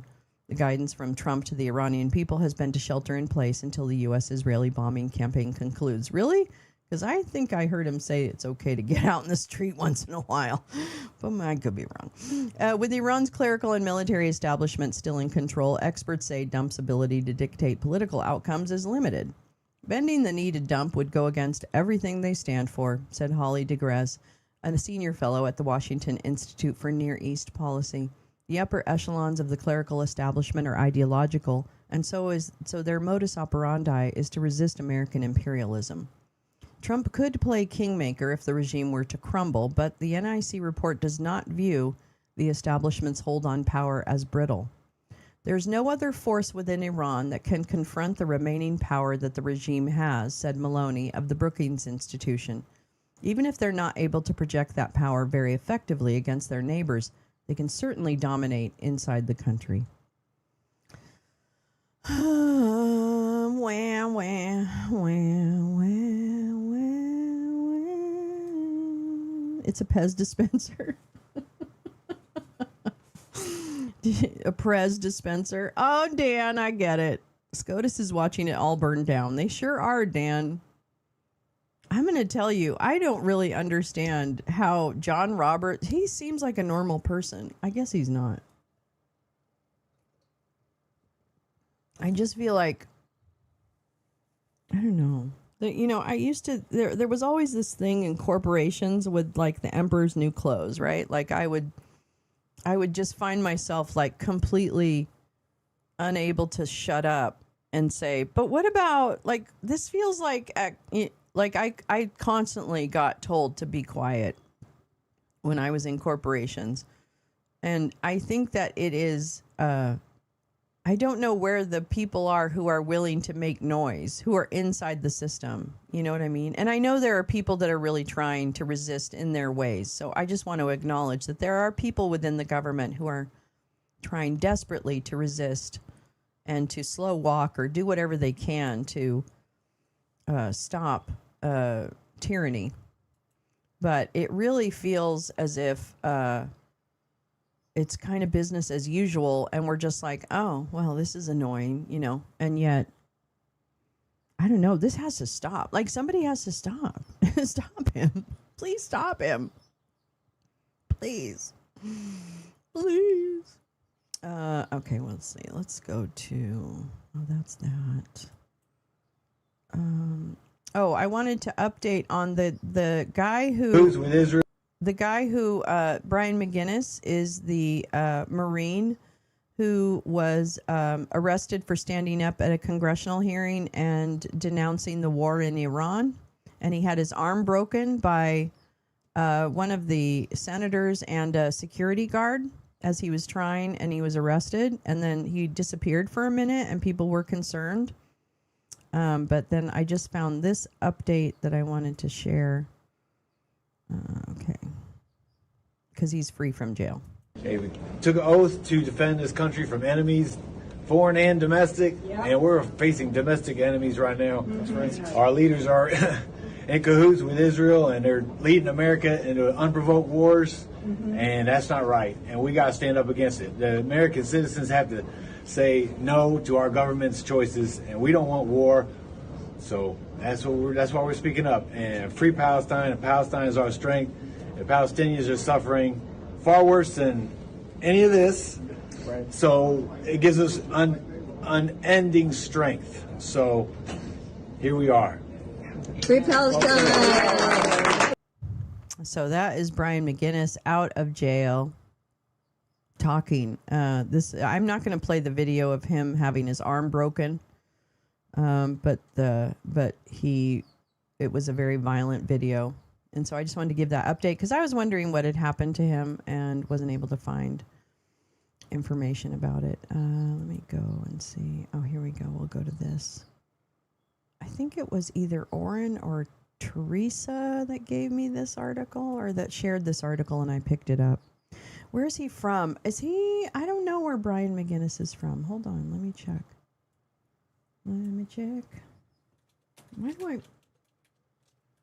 Why do I want to say it's like North Carolina or something like that? It might not be. Marine veteran. Let's see.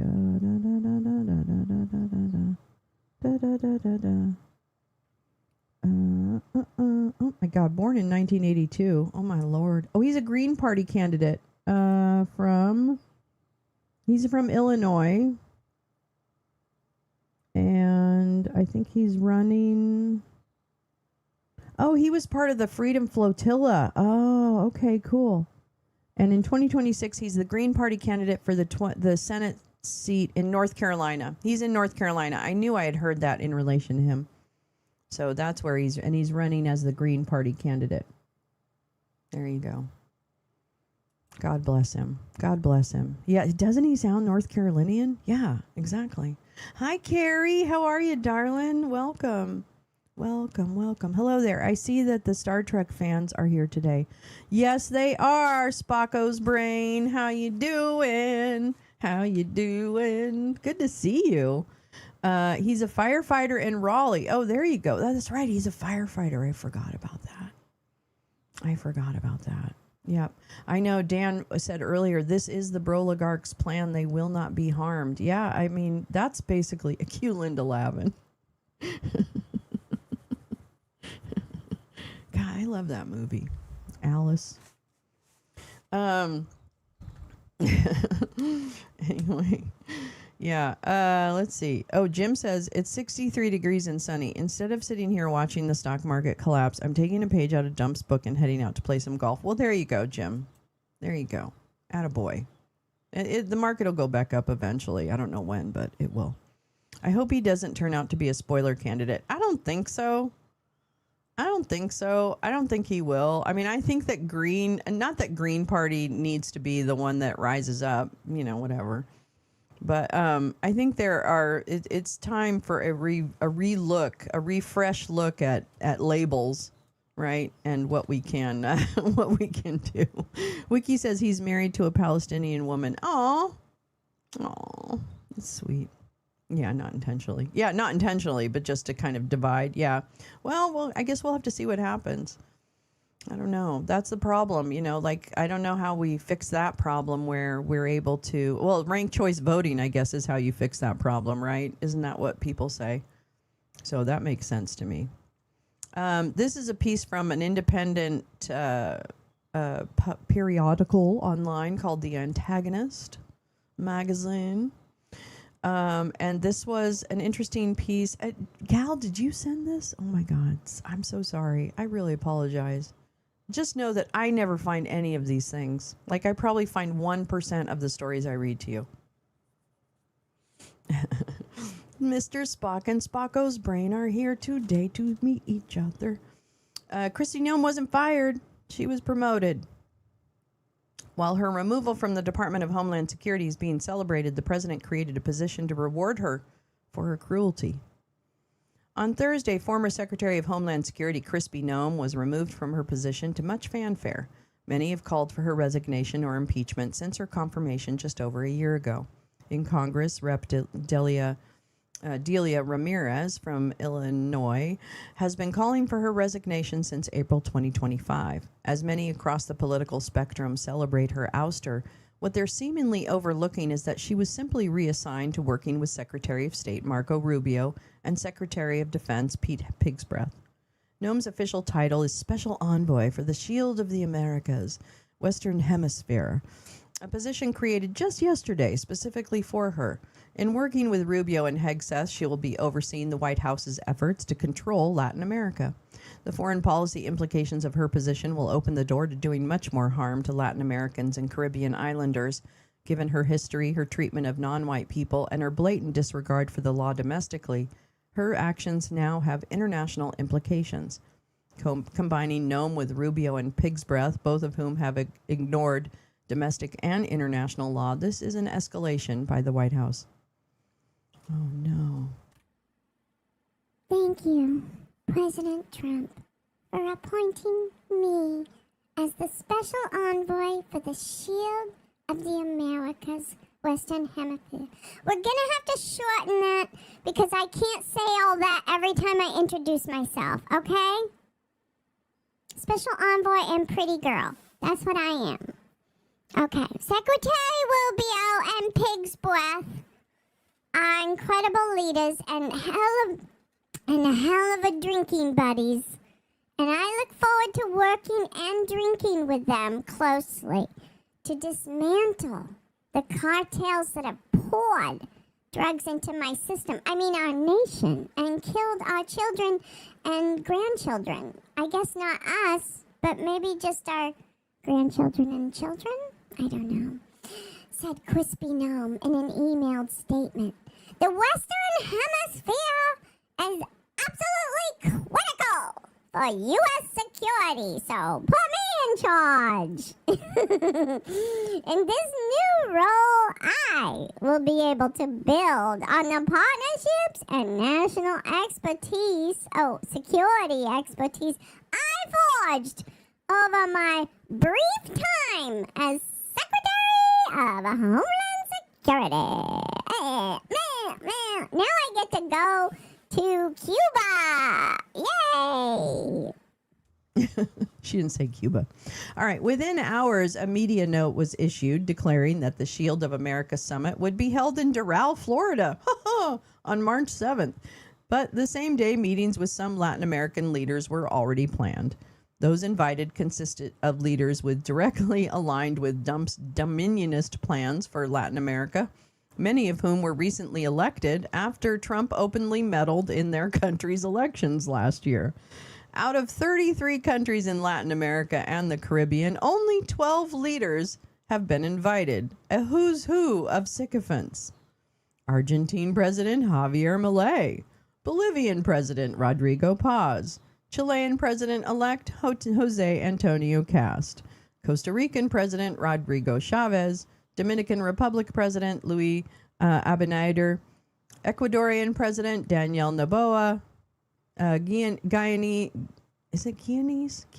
President Mohamed Irfan Ali, Honduran President Nasri Asfora, Panamanian President Jose Raul Molino, Paraguayan President Santiago Peña, Salvadorian President Nayib Bukele, Trinidad and Tobago Prime Minister Kamala Persad Bissessar.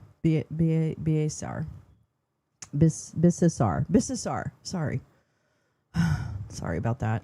The newly created Shield of the Americas is to operate under the same narco-terrorist and cartel pretexts that led to bombing boats and threatening sovereign nations. Officially, the assertion is that the countries will form a coalition to advance Trump's policy of exerting control over Latin America's vast resources. Despite the many White House claims to justify its overtly militaristic tactics against various countries in the region, the Trump administration has made its motivations about resource theft abundantly clear many times. The United States will welcome our strongest, like-minded allies in our hemisphere to promote freedom, security, and prosperity in our region. The media note read, "This historic coalition of nations will work together to advance strategies that stop foreign interference in our hemisphere, except for our own, criminal and narco-terrorist gangs and cartels, except for our own, and illegal and mass immigration, except for our own." Notably absent from the invitation are the leaders of Brazil, the largest economy in South America, Colombia, Peru, and Mexico, the U.S.'s largest trading partner. As expected, Venezuela, Cuba, and Nicaragua have also been excluded. The invitees highlight the White House's focus on like-minded partners in the region. With Nome at the helm in implementing Trump's policies in the hemisphere and with her abhorrent history of targeting non-white groups, we can get an idea of the cruelty that will likely motivate the Trump administration moving forward. Crispy Nome wasn't fired. She was rewarded for her cruelty. Unfortunately, and speaking of DHS, this is the Mother Jones piece on Mark Wayne Mullenhead. Let me take a break. Have some coffee. Will Trump use nukes? No, I don't think so. No. I don't think, I really just don't think any, I don't think, because we've had, North Korea has had nukes, blah, blah, blah, blah, blah. I just don't think the people who have nukes are prone to use them. Now, maybe if they just get a wild hair up their ass and are like, I'm pushing the button, nobody can stop me, I suppose. But I think they would have done that by now if that was something that was going to happen. So I personally am not afraid of nuclear winter. And if it happens, it happens. And then, there you go. But I really don't think that it's going to be, I don't think nuclear is the issue. I think it's just worldwide suffering. You know what I mean? I think it's just worldwide suffering. panty shield of the Americas. I actually saw a graphic like that, Paul. Did you see that graphic where it's like a panty shield? I thought that was pretty funny. But yeah, Carrie, I just don't really think, I don't think they're gonna, I don't think anyone's gonna use nukes. I just don't think so. I think, yeah. I heard it's very hard to get on every state's ballot for new parties. Yep, independent are closest and it takes many years. So I think the Green won't be a contender until 10 years, even then. Yeah, Indies have a slim chance. Special envoy to Trump's Shield of Americas reminds me of Daisy Johnson in Marvel's Agents of S.H.I.E.L.D. She slept with her boss, had superpowers, a cool costume, and a code name, Quake. Spocko. I love that. She's going to be the head of the Latin America Nazis. That's right. Make Argentinian Nazis great again. They took that seriously. This is a Mother Jones piece from a few days ago when Mark Wayne Mullenhead was announced as the new, Stasi, the director of the Stasi. Mark Wayne Mullenhead, the guy who took a plane, flew to Afghanistan during the withdrawal, and basically got lost, and everybody had to like fucking talk him down. So, Mark Wayne Mullen is an idiot and wastes taxpayer money. Let's see. Mark Wayne Mullen's new role could grant him leeway to control how detained immigrants received reproductive or gender-affirming health care. The title is Violent Anti-Abortion, Anti-Trans Posts from Trump's new DHS pick preview. More of the same. What will stop him, I wonder? Let's see. Senator Mark Wayne Mullenhead of Oklahoma, President Dump's next pick for Homeland Security Secretary, consistently uses his social media platforms to share anti-abortion and anti-trans content. Mullen, a former MMA fighter who has long championed Dump and thinks of him as a true friend.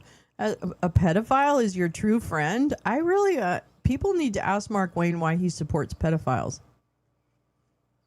Has repeatedly referred to abortion as murder. Last month, he shared a clip on Instagram saying he would be arrested for assault of a high school male pretending to be a girl if a transgender wrestler went up against his daughter in the sport. As Dump announced Thursday in a Truth Social post, Mullen is poised to replace Crispy at the Department of Homeland Security after she reportedly fell out of the president's graces. Well, I think they just needed to move a problem. I don't think she fell out of anybody's graces. I think they needed to move a problem. And so they moved the problem. And they just put another problem in, and then when that problem becomes too much, they'll move that problem too. Do we understand how this works? Jesus fucking Christ, are we dumb? Oh my God. If confirmed, Mullenhead will oversee the Dump administration's mass detention and deportation campaign, an effort that has proved uniquely dangerous for pregnant people and transgender migrants. Under his leadership, the already hazardous situation could continue unchanged or worsen. His appointment is also the latest in a string of Trump handpicking leaders who hold anti-abortion and anti-trans views. I don't feel like that's the best paragraph in journalism. I'm just going to be honest. I don't think that's a great paragraph. Anyway, for years, Mullen, whose social media bios read Christian, husband, father of 6, has posted about his disdain for abortion access. In a 2021 post about Roe v. Wade's potential overturning, he wrote, "May the Supreme Court finally stand up for the unborn." A year later, he posted a grainy video of an anti-abortion speech from Ronald Reagan. In 2024, he shared photos of meeting with top anti-abortion activists.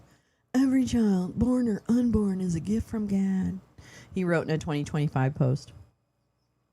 Multiple of Mullen's kids, like their father, and are involved in some form of wrestling or fighting, a fact that he has repeatedly used to argue against transgender athletes. Quote, "Democrats can't even tell us what a woman is," an advertisement for his 2022 Senate campaign began. In a video posted to Instagram that appears to be filmed in a gym, Mullen says he can help with that before introducing his daughter and son with their wrestling titles. In a video from about... God, that is just really annoying, that foot. Can I say that? That's really annoying. Hold on. I'm sorry. It's bothering me. I don't want that foot in my face. Okay. I don't want that foot in your face. It's still in my face. Okay. Multiple of Mullen's kids, like their father. Oh, yeah, I say da-da-da-da-da-da-da-da. Okay, wait. Mullen says he can help with that before introducing his daughter and son with their wrestling titles. In a video from about 2 years later, Mullen stands alongside fellow Dump cabinet nominee Tulsi Toenails at a college volleyball game as he thanks the athletes for, quote, fighting for his daughters. And it's not just lip service. Throughout his time in office, Mullen has repeatedly introduced or supported anti-abortion and anti-trans legislation. Since Dump took office for the second time and under Noam's tenure, immigrant rights groups have held that pregnant people have received inadequate care. Queer and trans immigrants have alleged forced labor and sexual assault in detention facilities. And according to federal officials, pregnant unaccompanied minors have been shipped to a substandard detention facility in Texas, a move that advocates believe is to keep them from having abortion access. While there will be a new head of DHS, this administration's inhumane immigrant agenda is unchanged. Reproductive Freedom for All, an abortion rights group, wrote in a statement following Mullen's appointment. As the prospective head of DHS, Mullen would no longer directly pen this kind of legislation, but the role would grant him new leeway to control how detained immigrants receive reproductive or gender-affirming health care. In a 2019 post, he hinted at how he'd handled the job. That summer, That summer, the then newly elected Rep. Ilhan Omar wrote in a post that no one should fear receiving medical care because they are undocumented, adding, "We must ensure that all people in our country have access to reproductive health care." One day later, Mullen responded, referencing Omar and writing, quote, "Let me get this straight. We need to ensure illegal immigrants have access to abortion. This is crazy on so many levels." Oh, that's it. Okay. Yeah, he's an asshole. I mean, he's dumb, but that, unfortunately, dumb doesn't make them less effective as assholes. You know, like they're still very terrible. They're still very terrible. Hope we can score a Senate seat. Yeah, Paul J., that's what I immediately thought of, is let's just get that fucking Senate seat. That's what I want.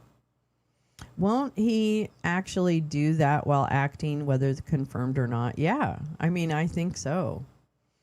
Whole wide suffering is what I think they are working on for all except the billionaires. I worry about AI, as Marcy Wheeler said. They're outsourced the war crimes to Claude. Yeah. Oh, boy. Yeah, he was an MA. Yeah. And then why was he cowering on 1-6? Oh, that's right. He wasn't even at the door. I think Corey should have to sleep with Mark Wayne. I agree, Paul J., because that comes with the job. Did Mark Wayne not know that? It comes with the job. Okay.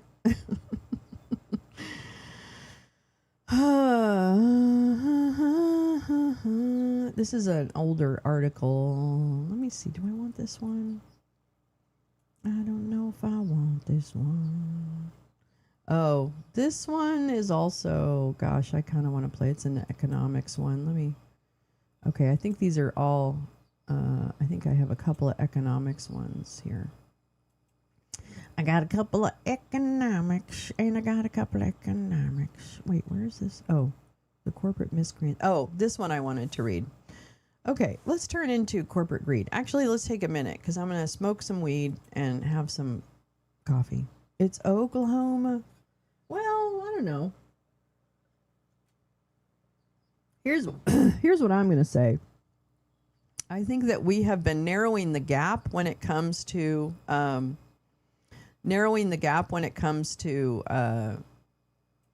assholes and races and stuff like that. I mean, I just think, I don't know. I feel like there's actually better news when we have like an ability to choose representatives. I feel like in the last year and a half, that the choices generally have been more in the pro-democracy camp than they have in the dump camp. And that's good news. So I actually hold out hope that we can flip seats, that those things are possible. I just also want to remind us that Kansas today, trans people don't have their papers. They don't have their own documents. Their documents were made ineffective 2 weeks ago. And I just can't believe that there isn't a larger stand against Kansas. I don't understand how this works when it's like, I just feel like no one is talking. I know there's a lot of people talking about Kansas, don't get me wrong, but I don't think, I don't hear about it anywhere else but the major newspapers that have happened to do a story. Like I had to look for it. I had to look for stories about Kansas. That's fucking ridiculous. That's fucking well, I don't know, Max. I mean, I guess we'll find out. I don't know. I can't be that way. I can't be that way. I have to have some hope that that the evidence that we've seen is that that people are getting they're getting tired of it. You're getting tired of it. I don't know. I don't know. I don't know. I don't know. I don't know. I don't know. I don't know. I don't know. I don't know. We better fight. You know what? It ain't going to happen if we don't fight for it. I'll tell you that right now. Nothing's going to happen if we just accept what's happening. Nothing. We're all fucked if we just accept what's happening. Anyway. On the mundane front, but not mundane because people are hungry. Oh, wait, let me see what this is. Oh, actually, yeah. Do I want to read this? I think I do. Oh, yeah, let's read about tariffs. Okay, I'm going to read about tariffs. Mullen won his Senate seat 62% to 35%. Yeah, okay. I mean, I'm just telling you, Max, there's other things, that there have been other elections since then, and things are narrowing in states where you might not expect it. That's all I'm saying. Okay, don't be a Debbie Downer. Come on, gotta be hopeful. Although that's good information. Thanks, Max. Okay, this is a piece from the Financial Times. Sorry, I'm jumping around, but it's Monday, and that's what we do on Mondays. We jump around, jump up, and jump down. All right, this is refunds on tariffs. U.S. companies denied refunds on Trump's illegal tariffs. Oops. Customs officials are rejecting attempts to reclaim duties that were struck down by the Supreme Court. Ouchie magouchie. This was from March 6th. The U.S. government has declined to refund tariffs the Supreme Court has ruled illegal, according to people familiar with the matter, as the Trump administration tries to hold on to as much as $150 billion in disputed levies. Customs officials are rejecting companies' attempts to reclaim duties imposed under emergency powers invoked by Trump, leaving businesses in limbo and pushing more cases into court. Companies have been unsure how to claim back money paid in duties since America's top court ruled last month that Trump did not have the authority to impose his signature tariffs under the EPA. Companies submit entries to U.S. Customs and Border Protection detailing products to be imported and relevant tariff codes, among other things. They pay an initial estimated sum, after which CBP finalizes the amount and automatically liquidates the entry 314 days later, though it may close entries manually before then. As part of a process called post-summary correction, companies can correct submissions to CBP and retroactively amend those that have not been officially closed. Many companies have rushed to submit PSCs to strike IEEPA tariff codes from their shipment entries and receive refunds. But CBP is rejecting their submissions. It is also suspending protests that companies are filing to secure IEEPA tariff repayments the CBP has already liquidated, according to people familiar with the matter. The move comes as the Trump administration seeks to hold on to $150 billion generated by the IEEPA levies, slow-walking refunds that would dent revenues the president had pledged to use for tax refunds and for slashing national debt, which we're going to read about the national debt. Yeah, my favorite topic, misleading. Find info from Brandon Lord on the CBP proposed refund. The PSA and protest process is not the mechanism for refunds due to litigation. Okay. So Brandon Lord, find the information from Brandon Lord.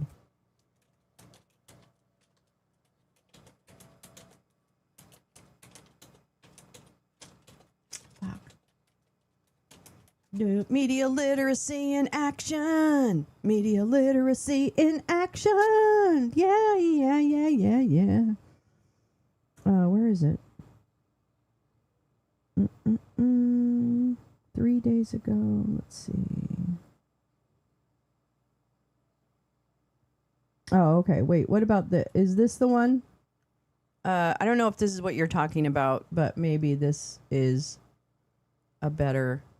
Is this a better headline or a better story? Lee. Brandon Lord is with CBP. I'll see if I can find something. No, it's okay. It's okay. Let me read this Politico piece because it might. Weird that I mentioned Natalie Wynn on Friday and she's posting a new video today. Let me see if this, Lee, gets at what you're talking about. So CBP tells judge it needs 45 days to start tariff refunds. All right. Thank you, Lee. I love media literacy. It is so fun. The agency said it hopes to have a system in place to process an unprecedented volume of refund requests. The U.S. Customs and Border Protection on Friday told a federal judge that cannot comply with his order earlier this week to halt the processing of illegal tariffs imposed by President Trump so the administration can begin issuing refunds. CBP is not able to comply with the Court of International Trade's order of March 4th, the agency told senior U.S. Court of International Trade Judge Richard Eaton, who issued the ruling. But the agency... Fortuitous timing indeed. Wait, what? Was 3 hour of last one? Wait, what? But the agency also told Eaton it hopes to have a system in place in 45 days to process an unprecedented volume of refund requests. CBP has a history of developing effective processes to meet its legal responsibilities and operational needs that also provide efficiencies for the industry, and we continue to do so now, Brandon Lord, executive director of CBP's Trade Programs Directorate, wrote in a brief. Under customs law, importers generally have about 314 days after goods enter the country before a tariff payment is finalized, a process known as liquidation.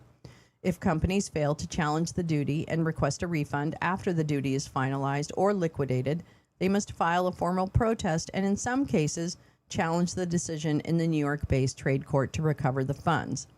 In CBP's brief, Lord said the agency counted over 330,000 importers who made a total of 53 million entries in which they deposited or paid tariffs imposed by Trump under the IEEPA. The duties that the Supreme Court ruled on February 20th were illegal.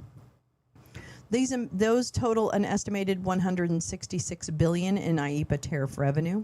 In addition, 20.1 million entries remain unliquidated as of March 4th, Lord said.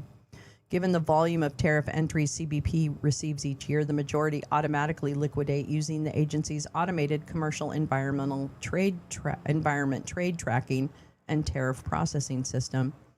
Over 700,000 entries were scheduled to liquidate early Friday morning, including about 339,000 that included IEEPA duties, Lord said. Another 330,000 IEEPA-related entries are scheduled to liquidate on March 13th. Lord also said there are millions of informal entries that are expected to automatically liquidate this month, including many containing IEEPA tariffs. Turning to refunds, Lord said CBP never has been ordered to, nor has it attempted to, process a volume of refunds anywhere near the amount now expected. However, CBP is confident that it can develop and implement new ACE functionality that will streamline and consolidate refunds and interest payments on an importer basis, rather than issuing 53 million separate entry-specific results with multiple payments going to the same importer, Lord said. CBP is making all possible efforts to have this new ACE functionality ready for use in 45 days. So does that mean, Lee, does that mean that the that if something liquidates during the 45 days, one thing I missed in that article is whether or not things that were liquidated would also have the ability to be refunded, just maybe through a different process. Is that what it is? Is that Lee? Okay. And okay, wait. Lee says, Brandon Lord. Okay. Ba ba ba ba ba ba. Ba ba ba ba ba ba ba. No, no, no, no, no, no, no. And every importer has an ID number that is attached to each of their uniquely numbered import transactions. The tracking is clear, refund seamless. Informal entries also have a unique number. Right. So they're trying to do it so that they're doing it by importer and not by item. That makes sense to me, and it takes time to program that. I get it. Seems kind of like they probably should have had that, but that's okay. That's okay. But if things close, if things liquidate during the 45 days, is that like, are they shit out of luck? No, I guess they're not out of luck. It's just a different process for getting their refund, I guess. Thank you for that clarification. I'm going to get rid of that Financial Times article. CIT already ruled that liquidation won't bar, the entry from being eligible. Okay, importers likely need to file a list of their, that makes sense. That makes sense. Thank you, Lee. Oh my God. Teamwork makes a dream work. I love you. I love my sisters. Thank you, Lee, during your busy day, telling us and educating us. Thank you. Golly, we're so lucky. We're so lucky to have the friends we do. God, we are. I feel so lucky during this time. I don't know how I would do this without y'all. I really don't. I don't think I could survive this. I don't think I could make sense of it. I wouldn't know where to look next. I don't know. I was really grateful. So let's talk about corporations. I found this story and I found it kind of interesting. I haven't read the whole thing, but I thought it was kind of good. This is from yesterday. This is from the New Republic. The corporate miscreants driving the affordability crisis.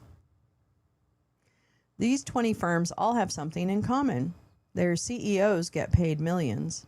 Their workers are being pushed onto public assistance, and voters are fed up with them. Oh, let's hope so. She does 2 long-form videos, intellectual and highly aesthetic. Yeah, actually, I enjoyed her videos, but I understand if she's also not, there's oftentimes strife in communities, and it sounds like there's some strife right now in the trans community around hers. So I don't know. I'd have to. Stephanie, what happened? CVS filled the wrong insulin. I'm on an insulin pump and now use vials instead of quick pens. They actually said, we'll fix this one time. This one time? What the fuck, Stephanie? Fucking CVS. I'm telling you, I have some horror stories too. That's terrible, Stephanie. I'm really sorry about that. They want us to give up. I feel like sometimes people, that CVS in particular, wants us to just give up. This year would have been a lot harder had I not been invited. I mean, Jane, I can't do it without this group. I really can't. I just can't. During his recent State of the Union address, President Dump took a few minutes to talk about the affordability crisis that's been gripping the nation, which is to say he threw some balderdash in the direction of Democrats, blaming the high prices he once referred to as a hoax on the dirty, rotten lies of the opposition party.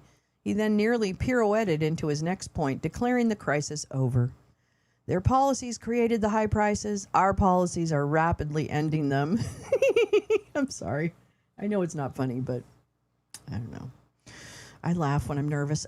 He said, we are doing really well. Those prices are plummeting downward. Oops. Well, maybe not. It's not hard to understand why Dump wishes this to be true. He is, after all, a one-man driver of the affordability crisis. As we've noted before, the mayhem he has unleashed on the streets of cities like Minneapolis is making it harder for ordinary Americans to make ends meet. The American people are bearing most of the cost of his chaotic tariff scheme, and gas prices are set to spike anew now that he's launched a war in Iran. Still, as with any problem playing out in the pocketbooks of voters, the president has plenty of company on the wrong side of this fight, like the corporate privateers who are driving the crisis deeper while profiting off of our pain. A new report from the Institute of Policy Studies, or IPS, takes a deep dive into the battery of corporations they call the low-wage 20 firms that currently employ 6.7 million people across the United States. Their names are familiar. Amazon, Starbucks, FedEx, Walmart, and Tyson Foods are habitual malefactors. but their sins are growing more mortifying by the day.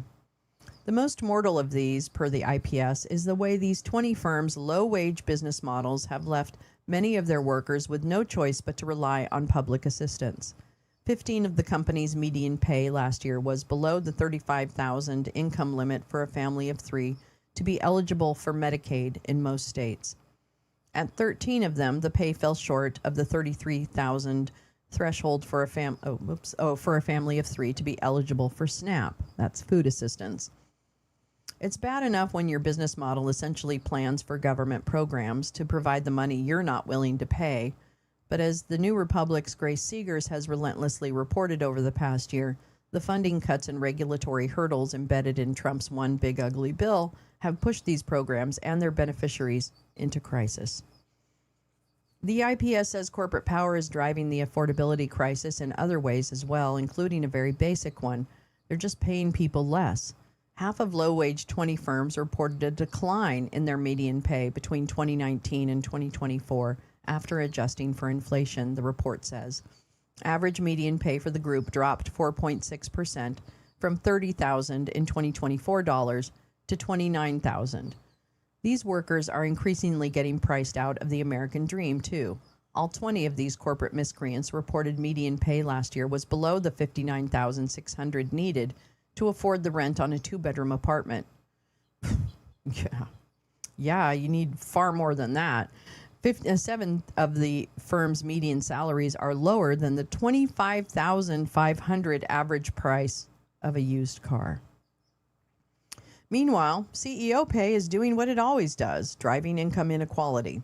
The average CEO pay at these 20 firms was $18.6 million last year, while average CEO to median worker pay ratio stood at a staggering 899 to 1, compared to the S&P 500 average of 285 to 1. Brian Niccol of Starbucks took home the award for the most nonsensical disparity between CEO and employee income. He earns $95 million a year, while the median salary for a Starbucks employee was a mere $14,000. Yikes. There are a slew of policy decisions that can be made to alter this trajectory, from raising the minimum wage to bolstering labor rights to imposing a tax on stock buybacks. The IPS even suggests we adopt the practice of bad business fees designed to penalize companies for paying such paltry wages that their employees have no choice but to rely on public assistance to make ends meet. And of course, corporate democracy would go a long way to taming these excesses, as the New Republic contributor Asita Nwanevu has argued. More worker ownership can help limit income inequality. True. While also providing firms with ballast to survive economic downturns. It goes without saying that the ideological orientation of the White House and Congress guarantees little progress will be made on any of these fronts, especially with Dump looking backward to blame Democrats for the wreckage he's meted out. But November's elections loom. As the New Republic contributor Dylan Gauch-Lewis reported, poll after poll reveals a public hungry for lawmakers to confront corporate power directly, and that the large majorities of Americans blame corporations for their affordability issues. There's never been a better time to make some corporate enemies. These 20 will do for a start. So, yeah, let's see. Do they have a list? I guess not.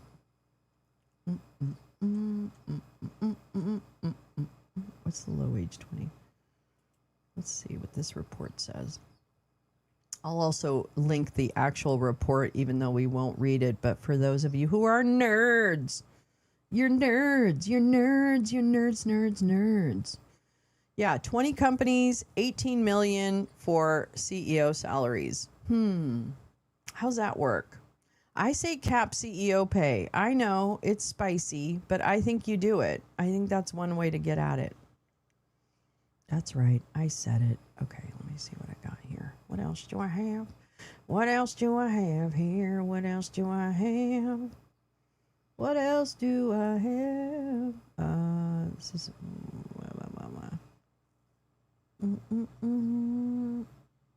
Wait, where's my other thing? Oh, here we go. Yes. This is the BBC. Oh no, I don't want to do this. No, don't make me do this. No! Oh, BBC, I hate you. I thought this was a gift article. Why? Oh my God, I hate this. Fucking BBC, you're like the fucking government-sponsored fucking channel. What the fuck? What are you making people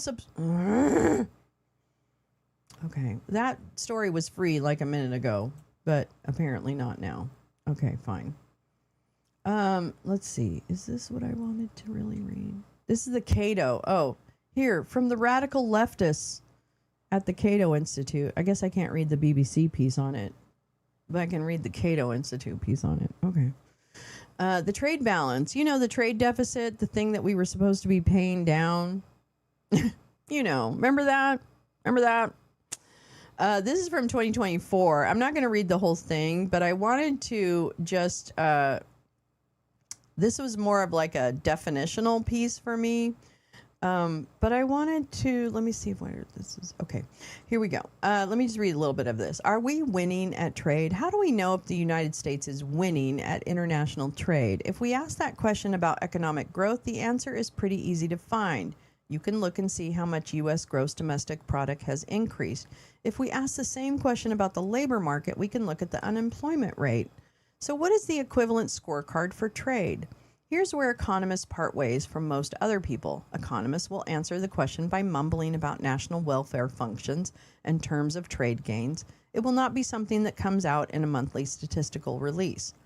Most non-economists answer the trade deficit. By their reasoning, if a country sells more than it buys, that is, exports more than it imports, that country is winning. Similarly, if a country buys more than it sells, it's losing. So trade surpluses are good and trade deficits are bad. As it turns out, the trade balance is a particularly bad measure of national well-being.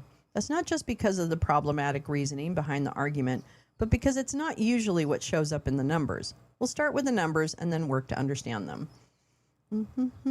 We can start by examining two popular hypotheses surrounding the trade balance and the U.S. economy. First, let's see whether higher trade balances correlate with higher economic growth. To do this, we look at 50 years of quarterly data. For the trade balance, we take net exports minus imports, as a percentage of GDP and plot that against the GDP growth. Higher trade surpluses do not correlate with higher GDP growth. Oh, shocker. So the blue line, the dark blue line, is the real GDP quarterly growth rate, so our gross domestic product. And then net exports, so exports minus imports, net exports as a share of that gross domestic product. And basically what you can see is that, wow, this goes from 1975 until 2020. So this is COVID right here, all this. And then post-COVID it look. Okay. If that hypothesis were correct, these two series would be rising and falling together. They're not. So that's how you know. If that isn't apparent in the graph, you have a discerning eye. The correlation between the two series is 0.01, which is statistically indistinguishable from being uncorrelated. Put simply, there's no evidence that higher trade surpluses or smaller deficits accompany higher GDP growth.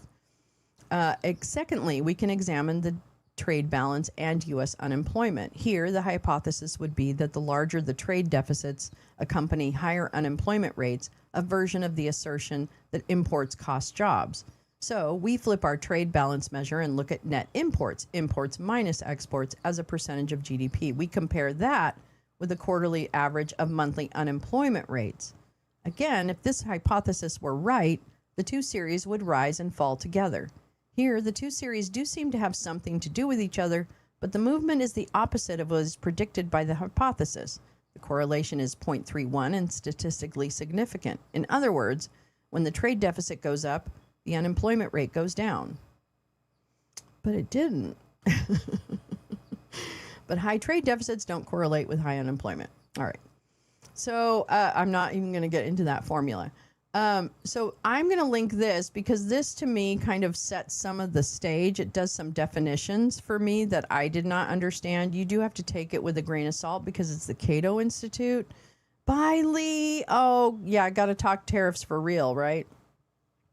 Seriously. So I found this helpful because I don't understand a lot about the inverse relationships of things and data. And I can look at things like the trade deficit and be like, well, it seems really bad because it is growing. Let me just show you. But I think that's just because we also, this stupid approach that this guy is doing for the economy just simply is not going to work. It's driving, and plus the war. So now you have like prices going crazy and people dying. Okay, so this is, let me show, oh, this is the forecast. I don't want the forecast. Hold on. Let me get this on indicators. Okay, I didn't want a forecast. All right. So let's just check today. GDP growth rate. Oops. Oh, they haven't updated it. Oh my God. Where's our numbers? Oh my God. Where are the fucking numbers? Why do we not have numbers? Let me see. Hold on. I'm going to the, wait, let me go to this. All right. Hold on. Unemployment rate changes little at 4.4%. Wait, where is it? Where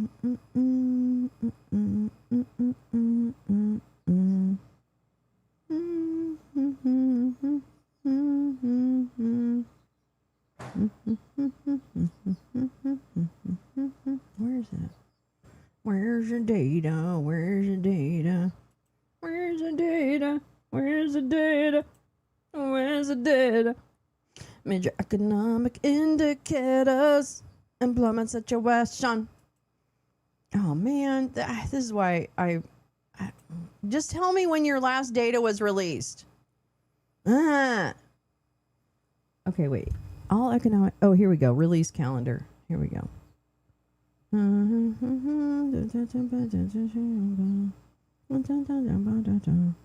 Consumer price index comes out for February. Okay, good. So we should get some numbers this week. But we don't have. Oh, these are just the BLS. So it's so hard. So this is what's hard. Okay, can I complain for a minute? Because I don't have that much interior knowledge about, shit and how things work. Wait, where did my thing go? But I need things like, oh, where is it?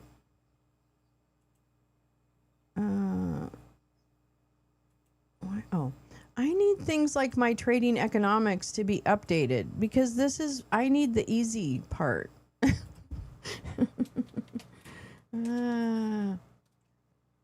I need the easy part. Damn it.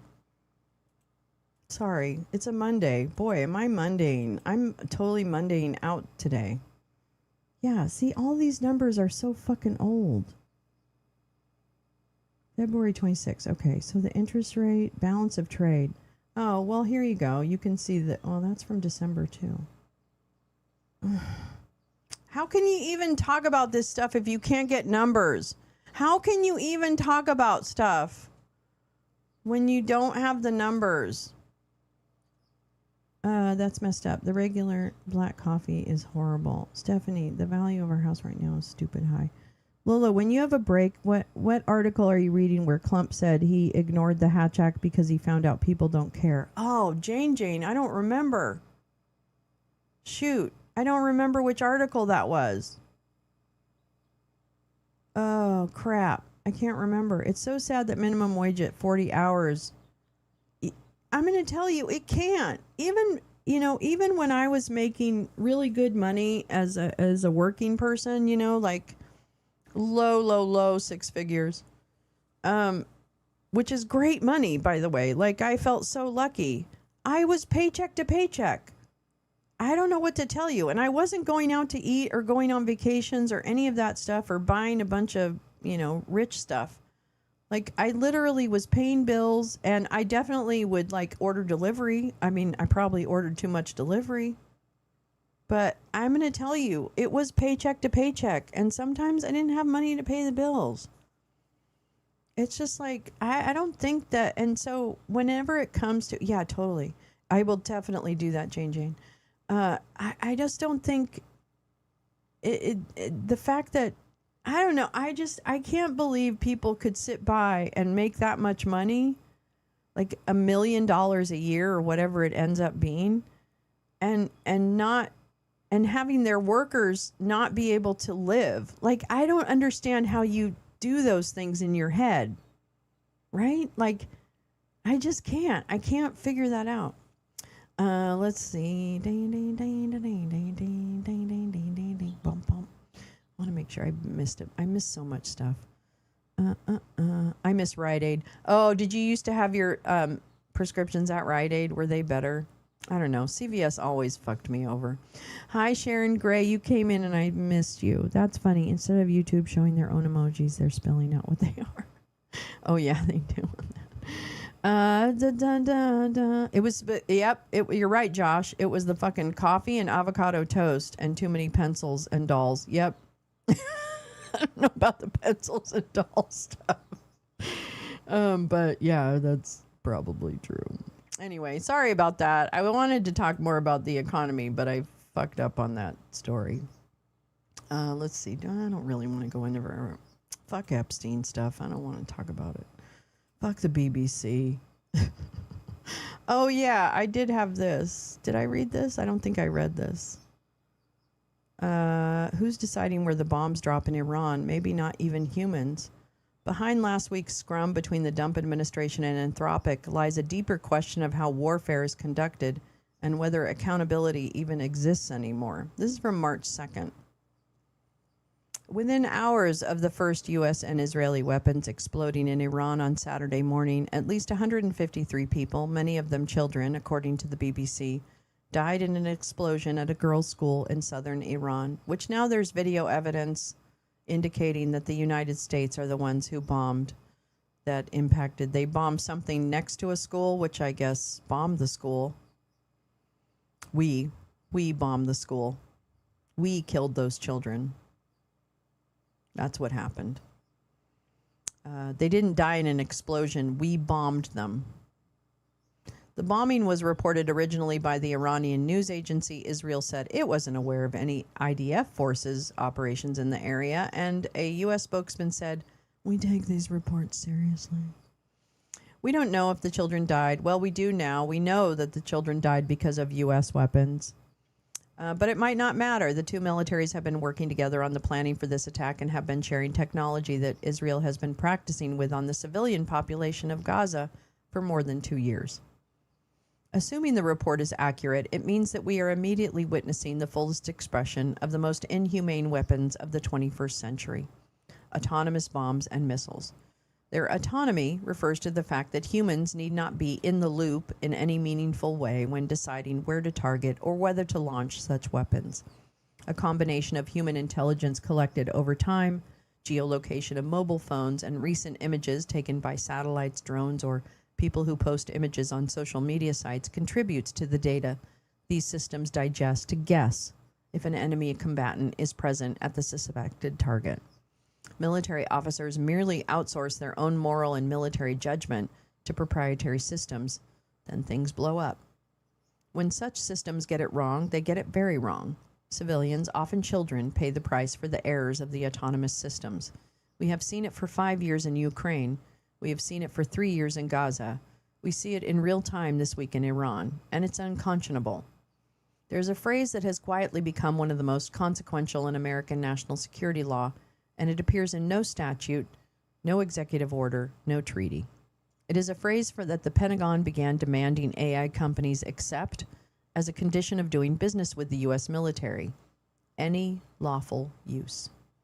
Last week, Anthropic, one of the most advanced artificial intelligence labs in the world, declined to accept those words without restriction. On February 26, CEO Dario Amodei released a statement listing conditions the Pentagon was imposing on contractors and said, "These threats do not change our position. We cannot, in good conscience, accede to their request. The next day, the Dump administration reached for instruments of punishment normally reserved for the People's Republic of China. President Dump posted on Truth Social that the left-wing nut jobs at Anthropic had made a disastrous mistake and directed every federal agency to immediately cease all use of Anthropic's technology. Defense Secretary Pete Pigsbreath declared Anthropic a supply chain risk to national security, a designation typically applied to Yahweh and other companies that deemed to be extensions of hostile foreign states. Any contractor, supplier, or partner doing business with the U.S. military was immediately barred from any commercial activity with Anthropic. Anthropic had asked for two things: a contractual guarantee that its generative AI model, Claude, would not be used as part of autonomous weapons systems, and a guarantee that it would not be used for mass domestic surveillance of American citizens. These were not new conditions. Anthropic had maintained them explicitly in its usage policy since 2024, before the Pentagon contract worth up to $200 million was signed in July 2025. The administration knew the terms, it signed anyway, and then it decided months later that those terms were intolerable. To understand what any lawful use means in practice, it helps to understand what it is designed to eliminate: the possibility that a private company could tell the U.S. military how its technology may or may not be used. In the Pentagon's view, once a tool is purchased, the buyer sets the terms of its application. The vendor's values, safety commitments, and ethical frameworks become, at the moment of transaction, irrelevant. The military has its own lawyers. It has its own review processes. It has its own standards. And given the degradation of legal safeguards and restrictions on the entire executive branch in the last year, almost any act of depravity or mass murder could be ruled lawful by a Pentagon that has purged itself of its most moral and ethical lawyers and leaders, and a Supreme Court devoted to maximizing Trump's autocracy. The same logic that internal military review is sufficient to govern the deployment of powerful technologies underwrote the expansion of the NSA surveillance state revealed by Edward Snowden. It underwrote the algorithmic targeting programs in Yemen and Somalia, where AI-assisted kill lists generated strikes that killed the wrong people with a regularity that official reviews consistently declined to examine. In his February 26 statement, Amadei said, "Today, frontier AI systems are simply not reliable enough to power fully autonomous weapons. This technical conclusion is shared by a significant portion of the AI research community, grounded in the basic observation that large language models hallucinate, misidentify, and fail in ways that are not fully predictable. In a military context, an unpredictable failure is a dead civilian with no accountable author." The military wants a powerful tool, available at scale, deployable at speed, unconstrained by the values of its designers. It wants an AI that will do what it's told without the inconvenience of a conscience embedded in its terms of service. The category of supply chain risk, previously occupied chiefly by companies suspected of channeling data to Beijing, now encompasses companies that ask that their AI not be used to kill people without a human being making the final decision.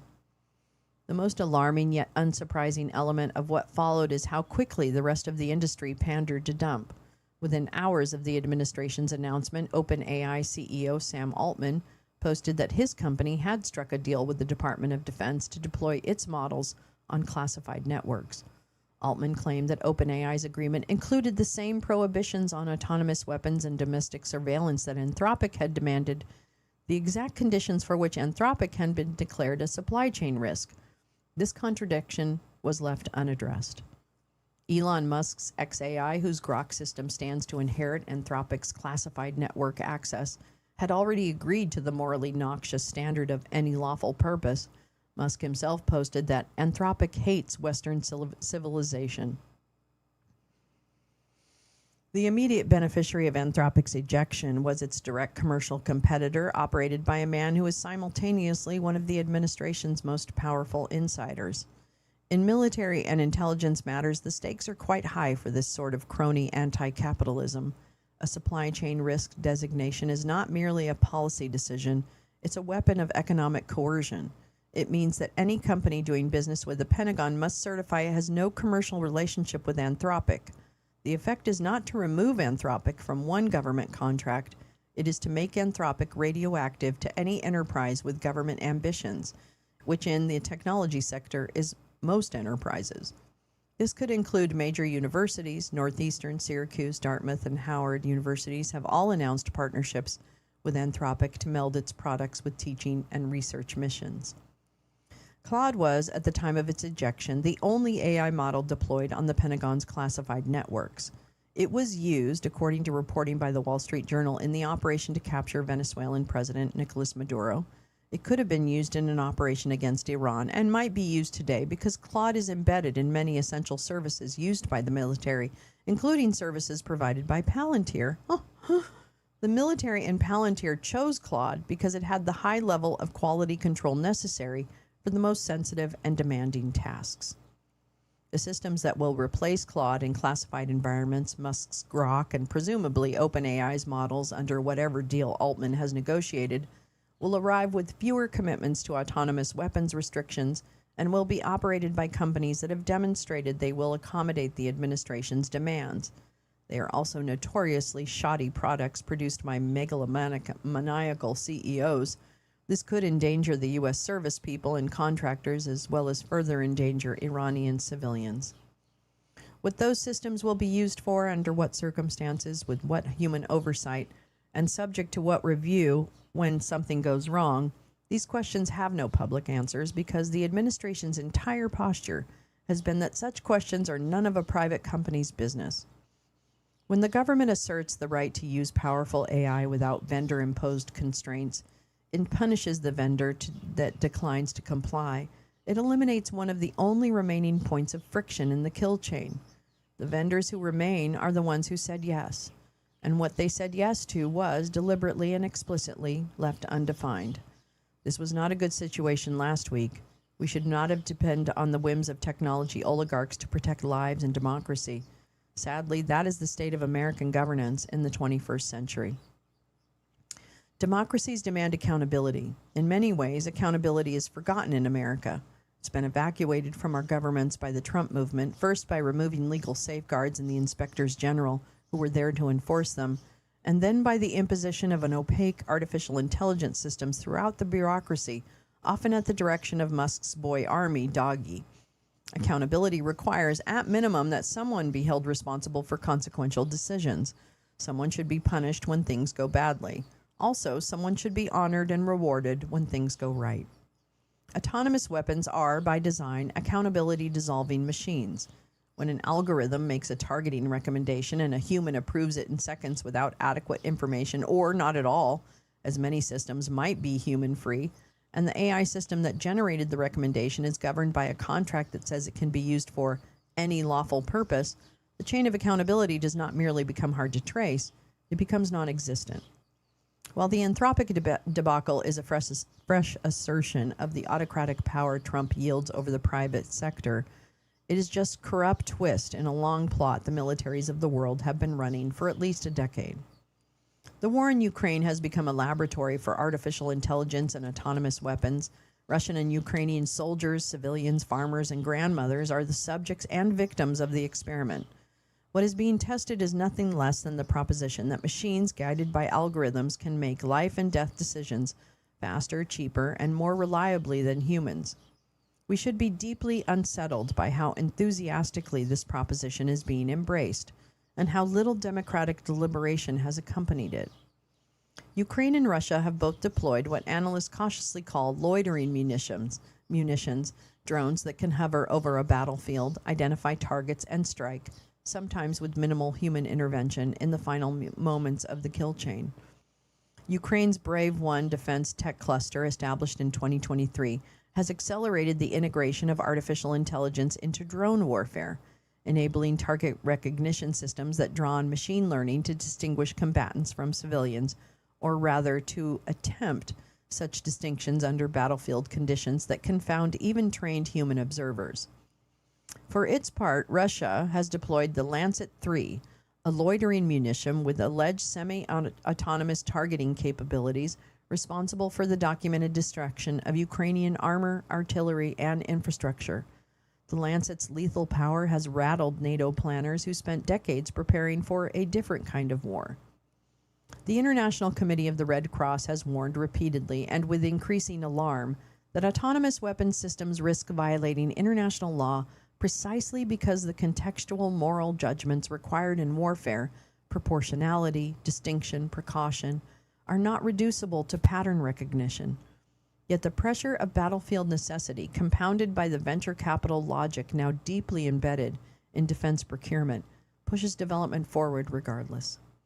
Ukraine's innovative and genuinely heroic use of drone technology to resist a brutal invasion should not blind us to the longer arc.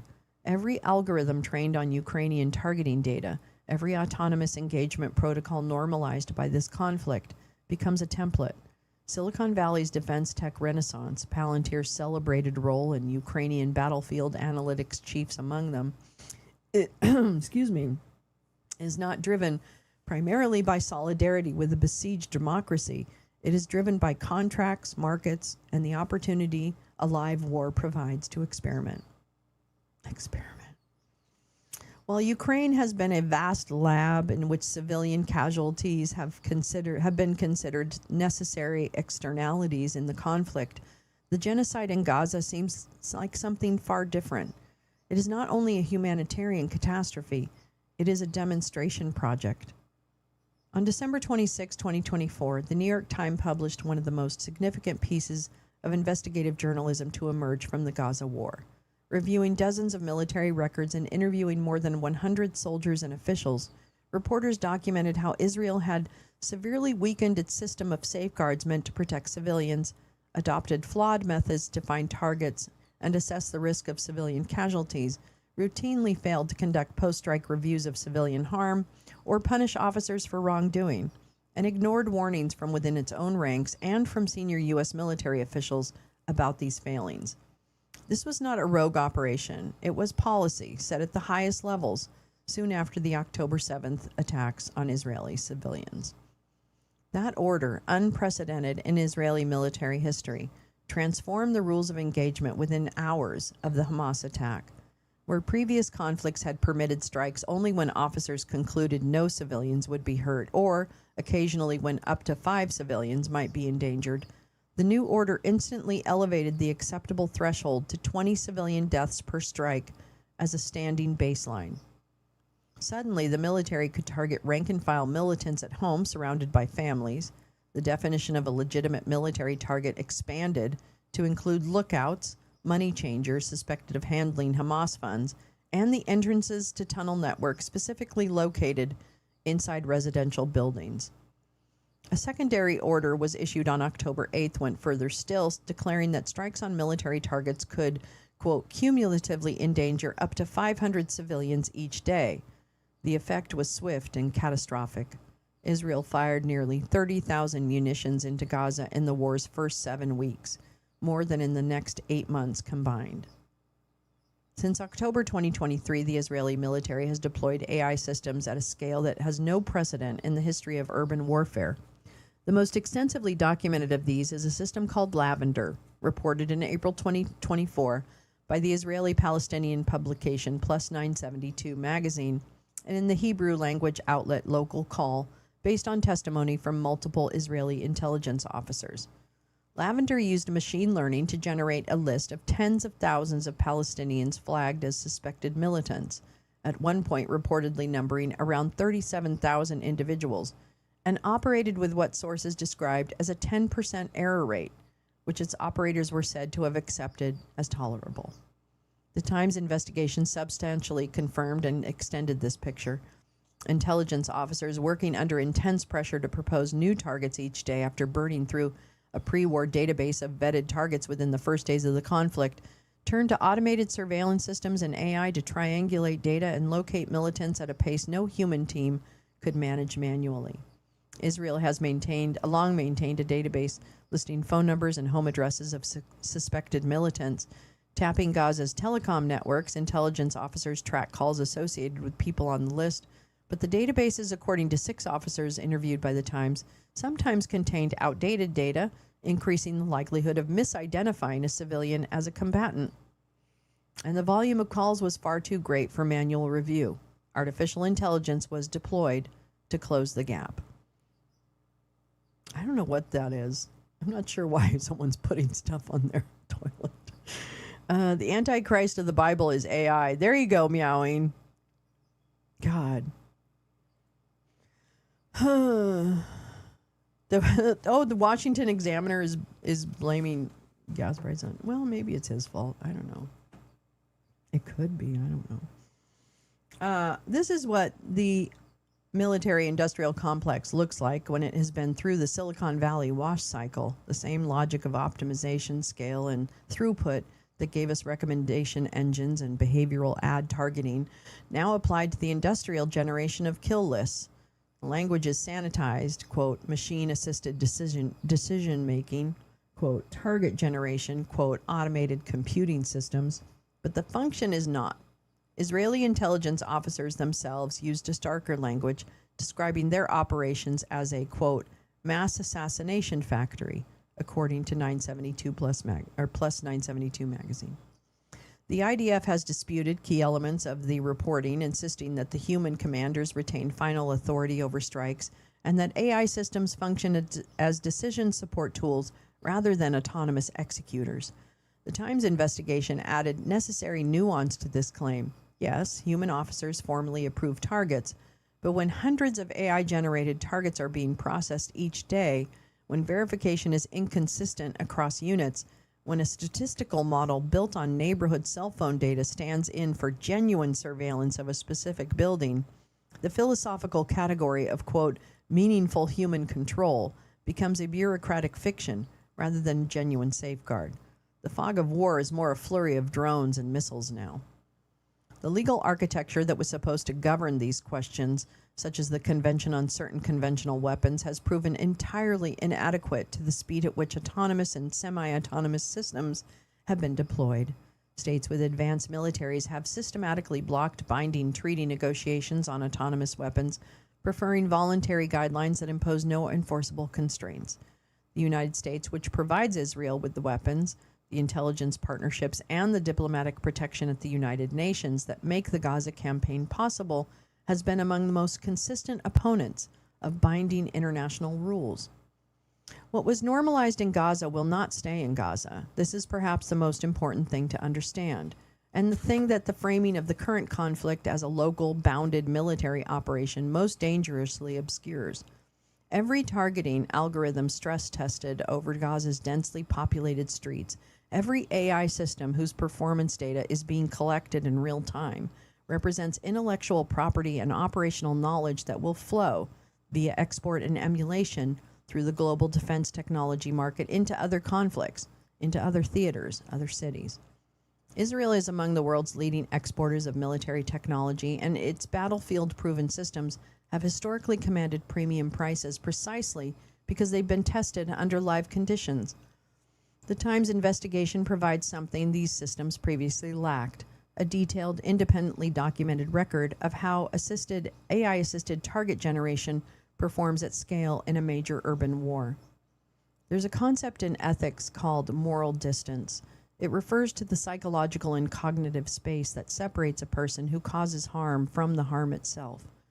Autonomous weapons systems are, among other things, moral distance machines. They allow states to industrialize killing while diffusing responsibility across systems, operators, commanders, procurement officers, software engineers, and shareholders until no individual person feels or can be made to feel that they bear a meaningful accountability for a specific death. The International Committee of the Red Cross, Amnesty International, Human Rights Watch, and a growing coalition of UN special rapporteurs have all called for a halt to the deployment of autonomous weapon systems without enforceable accountability mechanisms. These calls have been met with polite indifference that powerful states reserve for international norms they find inconvenient.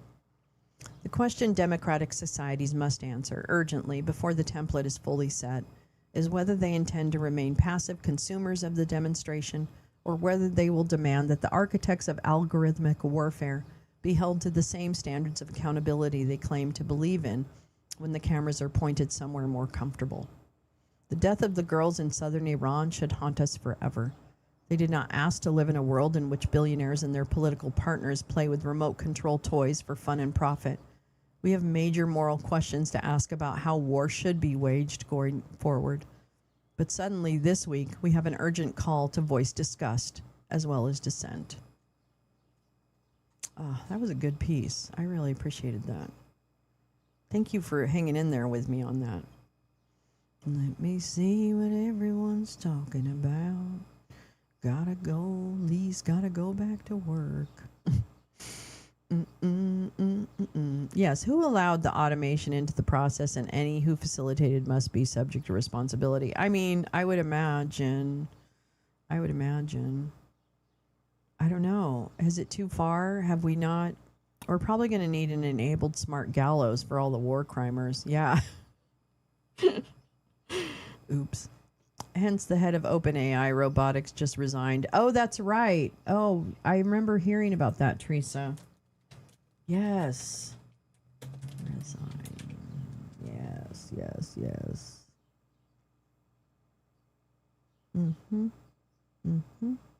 Where is it?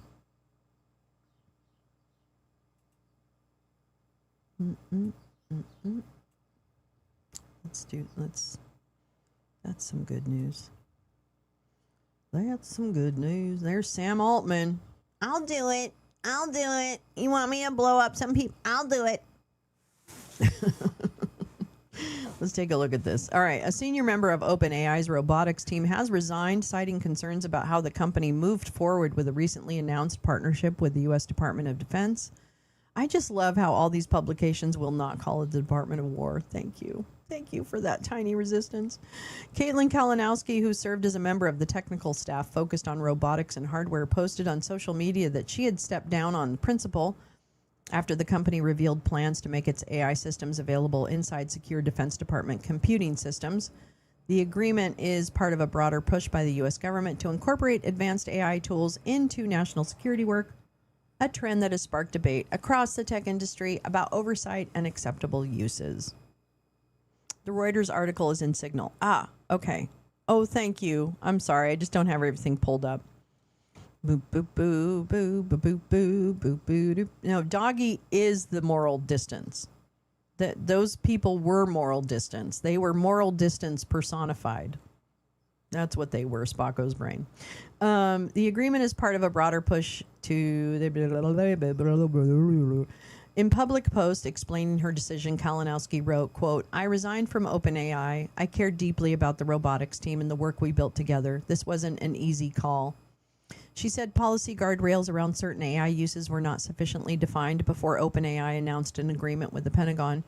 Quote, "AI has an important role in national security," Kalinowski wrote, "but surveillance of Americans without judicial oversight and lethal autonomy without human authorization are lines that deserved more deliberation than they got." Kalinowski also emphasized that her concerns were more about the process rather than specific executives inside the company, saying she had deep respect for Sam and the team, and I'm proud of what we built together, referring to OpenAI Chief Executive Sam Altman. A spokesperson for OpenAI told NPR the company believes the agreement with the Pentagon, quote, "creates a workable path for responsible national security uses of AI while making clear our red lines, no domestic surveillance and no autonomous weapons." Well, you know what's interesting is, why are you different then from Anthropic? It continued, saying the company recognized people have strong views about these issues, and we will continue to engage in discussion with employees, government, civil society, and communities around the world, and then we'll go tell them to fuck themselves. Kalinowski's resignation comes amid heightened competition among leading developers of AI to supply technology to the U.S. government. In recent weeks, federal agencies have turned to OpenAI and Google for AI systems as tensions increased with a rival firm, Anthropic, over the military's use of its models. Anthropic's CEO spoke out against the company, allowing the company's software to be used for applications such as domestic mass surveillance or autonomous weapons, a stance that led to clashes, including Secretary of Defense Pigsbreath, who said everybody's a bitch. Who said the department needs flexibility to deploy commercial AI tools in all, quote, lawful operations. Within OpenAI, Kalinowski's role focused on building out the company's robotics organization as it scaled. She wrote on her LinkedIn profile that this included hiring to support the company's expansion into AI efforts tied to physical infrastructure and machinery. Kalinowski signaled she plans to continue working in the same field. I'm taking a little time, but I remain very focused on building responsible AI. Do you want an award? Caitlin, do you want an award? Oh, is that what you want? Do you want an award, Caitlin? Oh, do you? Oh. I resigned. I'm proud of what we built together. I can't share any internal details.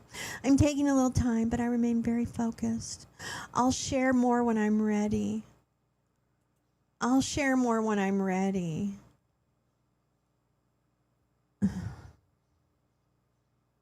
Can't wait for your book.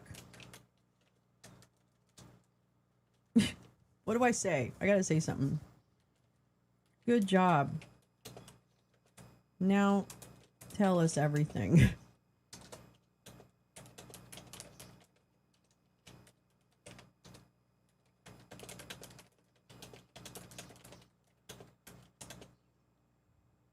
I'm mean. I'm a mean person. What can I say? Go fuck yourself, Caitlin. Get out of it. Bitch. Sorry. Are you going to take a little time? Are you going to take a little time for yourself? Are you going to use the money that you just made, in your stock options and just take a little time? Are you going to take a little time? Yeah, if we had trebuchets, it would be, you couldn't use AI on trebuchets, could you? You have to hit the button on a trebuchet. That's what I'm going to say. The school was next to the barracks. It had several direct hits. Yeah, Carrie, I know. Yeah, it was next to, that's what it was next to, barracks. Thank you. Hence the head of OpenAI. Yeah. If conscious were the problem, we wouldn't need codified rules. Exactly. Thank you. Oomph. And even when we have the codified rules, is that somehow we can't follow them. The good news is that with Anthropic out, targeting will be done by Bing. Thank God it's time for Bing to shine. Come on, Bing, step forward and take your prize, girl. Gas is $7 a gallon in SF. We need some of those. I did this. Stickers with Trump on them. Oh, yeah, the I did this stickers. Oh, God. Jim Stewartson said targeting is done by Palantir, Peter Thiel's company. Yep. Oh, yeah. Yeah, Palantir is all over this bullshit. Hashtag never again. Until I go to the next AI company and help them do things. Bitch, what did you think was going to happen? All right. The Antichrist of the Bible is AI. Yep. Oh, my God. It is a liability that war planners and designers don't want. Yeah. Take a little time on just how fucked up this is. Yeah, exactly. I'm going to take a little time. The AI companies want to get legal. Yeah, of course they do, Spockos, right? Like, they fucking really want... This is the world of no accountability. Like, this is this is where we are. Okay? Step inside and you'll find world of pure combobulation. Oh, I sent my mom a text. Oh, I'm so glad. It was a great speech. Yeah, I don't know. We have to stop ourselves, okay? We have to, there has to be some self-regulation. And the enemy is the people who want all the money, all the power, none of the responsibility. Those are the three things that are happening right now. All the money, all the power, none of the responsibility. That's what the big ugly bill was. That's what we're living now. That's what this war in Iran is. That's what this World War III is that he started. That's what the erasure of trans people in Kansas is about. That's what the concentration camps that we have operating in this country are about. I mean, get a hand on this. You're right, Teresa. Like, I feel like get a hand on it and burn it the fuck down. Burn down all of the institutional pieces that support a kleptocracy. And it's going to be some hard decisions. Like, if the centrists are struggling now, strap in, babes, because you're going to struggle a lot when it comes to what we actually need to do in order to close the wealth gap. Right? It's just, I mean, yeah. Don't ever not be shocked by what they're doing. I can't get over this Kansas thing. Like, it is really unfathomable to me that we have a state in this union where people's licenses have been taken away, and if they do get new paperwork, it's with someone who they aren't. It reflects someone who they aren't. Can you imagine having your ID reflect who you aren't? Like, this story will not leave my brain. You know, like, it just won't leave my brain that there are people in Kansas that just are being erased. They're just being erased.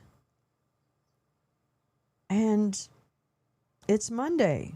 And, you know, like, I don't know. I just, it's a hard, oh, baby, it's a hard world. With the government telling you who you are. Oh my God, that's just like, I don't know. That to me is, I mean, there's a lot of lines that are crossed in this moment, but that line, when that was crossed, it won't leave my heart. It won't leave like what it must feel like right now to be somebody who's like, my license doesn't work.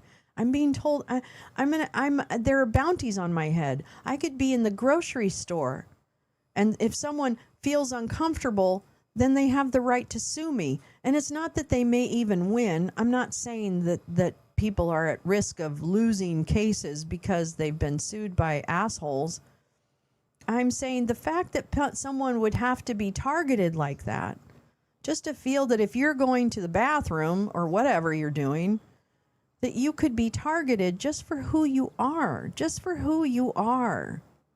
Just for who you are. Yes, with slavery, taking away people's names and identities. That's what this feels like. And it feels like, I mean, it's not ho-hum because it's people's lives, but externally it feels a little bit like people are like, well, yeah, that's really sad, you know, ouch. Or they're not at all and thinking, oh, well, what's the big deal? You know, they get new licenses. I can't, I don't know where we go. I don't know how we scream louder. I don't know. I mean, I guess we just have to wait. Is that it? We just have to wait until the midterms and hope to God that we get the power and that the people who have the power then decide to exercise the power. Really? Is that it? Is that where we're at now? We just have to kind of go, okay. Well, while people die. I don't have the answer. I wish I did. I really don't have the answer. I really don't. I don't know. I don't know. I don't know. I don't know why this is so hard for us to just be fucking human. I don't know why it's so hard for people to just be human. I don't get it. I don't get it. All right. Well, I've spent 3 hours of your morning. Yeah, they do want. Well, they want those of us who aren't them, right? Those of us who aren't millionaires. Those of us who are okay with accountability, right? They want us out of the way. They want us to be quiet. That's what they want. And I guess we just can't be quiet. I don't know. I don't know. Yeah, Meowing Star, I don't think there's an answer. I don't think there is an answer right now. I mean, I think answers will come, right? Right? Did you see the video that reported the primary Dem winners from NC that beat the Dems in the state legislature, the ones that crossed the line with the Republicans and that vetoed bills on trend? I did not see that, Teresa. reported on the primary Dem. I don't know who that is. I don't think that, yeah. I don't know. Yuck. I'm sorry. I'm sorry, everybody. I wish it was better. I wish we were moving in a better direction. It's not a very good Monday message, is it? It's not a very good Monday message. Kind of poopy. Because we've got Skynet. Skynet is watching. That's what it is. It's Skynet. No, it's just... Whoops. It's just... Oh, man, these are all in the wrong part. It's just Uranus. It's just Uranus. That's all it is. Is it a good sign? Wait, so I must have written... The Dems... Okay, the primary Dem winners from NC that beat the Dems in the state legislature, the ones that lost, crossed the line with Republicans that vetoed bills on... I just don't understand what that... Okay, I need to look at that, Teresa, because now I don't know what that means. I want to stop on a good note. So this is if this is a good news, I want to go to it. I could use some good news. Where is it?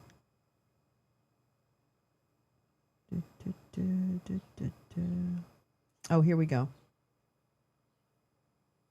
Oh, here we go. Oh, maybe this is... I don't know if this is the report that you're talking about, but I think it might be. Hold on. Oh, whoops. I got to get... Let me move Uranus. State level traders were primaried out. Yes. Okay, let me show you this because this is what I think you're talking about. This is what I think you're talking about. North Carolina primary voters sent 4 anti-trans Dem candidates packing. That's right. Thank you. I know. It's just my lack of clarity. It's my brain's inability to read. That's what we just experienced. Okay. Thank you, everyone, for the distillation of that. Okay, this is from the online periodical them.us. I'll, of course, link this. North Carolina primaries voters send 4 anti-trans Dem candidates packing March 4th. Oh, no. Are you on a paywall? I don't think so. Okay, good. Yay. Democratic voters in North Carolina delivered... Oops, you're over here. There we go. Democratic voters in North Carolina delivered a resounding progressive mandate in Tuesday night's primary, sending at least 4 anti-transgender candidates packing amid backlash against the Trump administration. While results in several races are not yet official, anti-trans Democrats fell on their faces in multiple races for seats in the North Carolina House of Representatives. Republicans are currently 1 vote shy of a supermajority in the state house, but some Democrats have crossed party lines to vote with the GOP on LGBTQ plus rights and immigration issues, sparking outrage among their constituents, and rightfully so. The night's most high-profile loss came for Rep. Carla Cunningham, who has represented North Carolina's 106th district since 2012. Cunningham drew voters' ire last year when she proclaimed all cultures are not equal and immigrants must assimilate, while speaking in support of a pro-immigration and customs enforcement bill. She also voted for a law that protects parents from neglect charges if they don't affirm their child's gender identity, saying at the time that the parent is the lead and the guider, and I don't know why we're getting it so confused. Cunningham was demolished Tuesday night by pro-LGBTQ plus Reverend Rodney Sadler, securing just 22% of the vote. Rep. Nassif Majid is also riding off into the sunset after representing North Carolina's 99th House District since 2019. Last year, Majid was the only Democrat to join a GOP override enacting HB 805, a wide-ranging bill that established a narrow binary definition of biological sex, banned gender-affirming medical care for trans prisoners, and allowed parents to prevent their children from checking out books from school libraries, among other provisions. There was some moral issues in there that I had some sentiments, some deep sentiments about, Majid told WUNC last year, explaining his support for the bill. Voters had some deep sentiments about Majid, too. On Tuesday night, he walked away with just 27% of the vote, losing in a landslide to HIV advocate Valeria Levy. In at least 2 other districts, voters rejected current and former legislators who helped pass a Republican anti-trans sports bill several years ago. In 2023, Rep. Shelley Willingham voted in favor of HB 574, a bill that prevented trans women from competing in college-level academic sports leagues. Willingham is the projected loser of his primary race for District 23 by a margin of roughly 56-44 to challenger Patricia Smith. Likewise, former Rep. Michael Ray also voted for the 2023 sports ban and was the only Dem to help override then-Governor Roy Cooper's veto. Challenger Rodney Pierce then ousted Ray from his House seat in 2024 and defeated Ray again on Tuesday night with about 64% of the vote, per the Raleigh News and Observer. These results in North Carolina reflect Democratic voters' growing dissatisfaction with party leaders and incumbents, especially for legislators who actively help pass GOP legislation. While anger over ICE violence and Trump's administration immigration policies was a significant factor in this week's contest, voters expressed little desire to support Democrats who side with the Republicans on trans rights, despite the protestations of some vocal electeds like California Governor Gavin Newsom and Arizona Senator Ruben Gallego, who have insisted that the party must shift to the right on topics like trans athletes in order to chase moderate and conservative voters. If last November's victories didn't prove that Democrats can win without throwing trans people under the bus, Tuesday night should make it too obvious to ignore. I'll definitely link that. This is great. Actually, I want to bookmark this so I come back to this periodical. Thank you, ladies, for giving me that. That's a best story to end this with. Colossus, the Forbin Project, has been suggested. Ooh, Colossus. I like Colossus. This is the voice of a world control. That's right. Spaco Spring. That's a good one. Yeah, here's the bottom line. Okay, I'm going to keep saying this because I think we need to, you want to talk about normalizing some shit? I want to normalize this message. If there are not, if the Democrat Party does not stand with trans people, then they are not Democrats. If you claim to be a Democrat and you do not stand with trans people fully, without reservation, okay, then you are not a Democrat in my mind. That's it. Period. If you don't include immigrants, if you don't include whoever, name your group. If you don't include those people, you're not a Democrat. Even the conservatives. But I'll tell you right now, your conservative values don't mesh with humanity. And there's some pretty, like, those are not controversial. There should not be any controversy.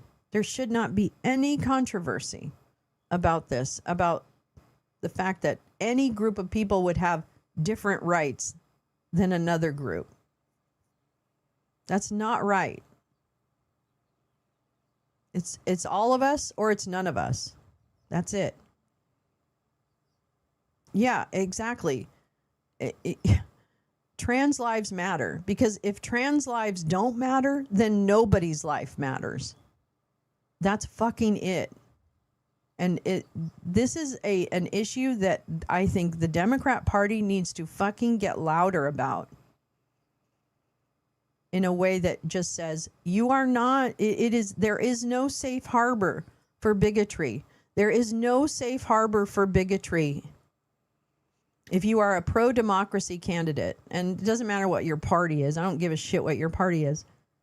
If you are a pro-democracy candidate, then you are part of this fight. That's it. And I just, I don't get that. It doesn't make sense to me. And the fact that this Kansas thing is just like hanging out there and like, I just don't, I don't get it. I don't get it. Anyway. I love you guys. Thank you so much for spending 3 hours listening to me rant and rave and then also get lost and fail. But this is the human show. This is a very human news show that you get every morning at 7 a.m. Pacific. So thanks for coming. I'll be back tomorrow morning, bright and early. I love you too. I love you, Teresa. I love all of our loungers. Y'all are the best. All right. I hope you have a really, really good, hi, Tom. I hope you have a really, really great Monday. I hope that this war ends. I hope that there is such pressure on the baddies in this world that they cannot operate. They cannot function. They cannot exert their wars. They cannot exert their powers. That they can enjoy life with the rest of us, and we would have a great time here on Earth, in our little corner of the universe. We could have a great time. We could be having fun right now. We could. All right. I'll see you guys tomorrow morning. I love you so much. Have a great day. Please do hit the like. That would be so great. I really appreciate it. Okay. Bye.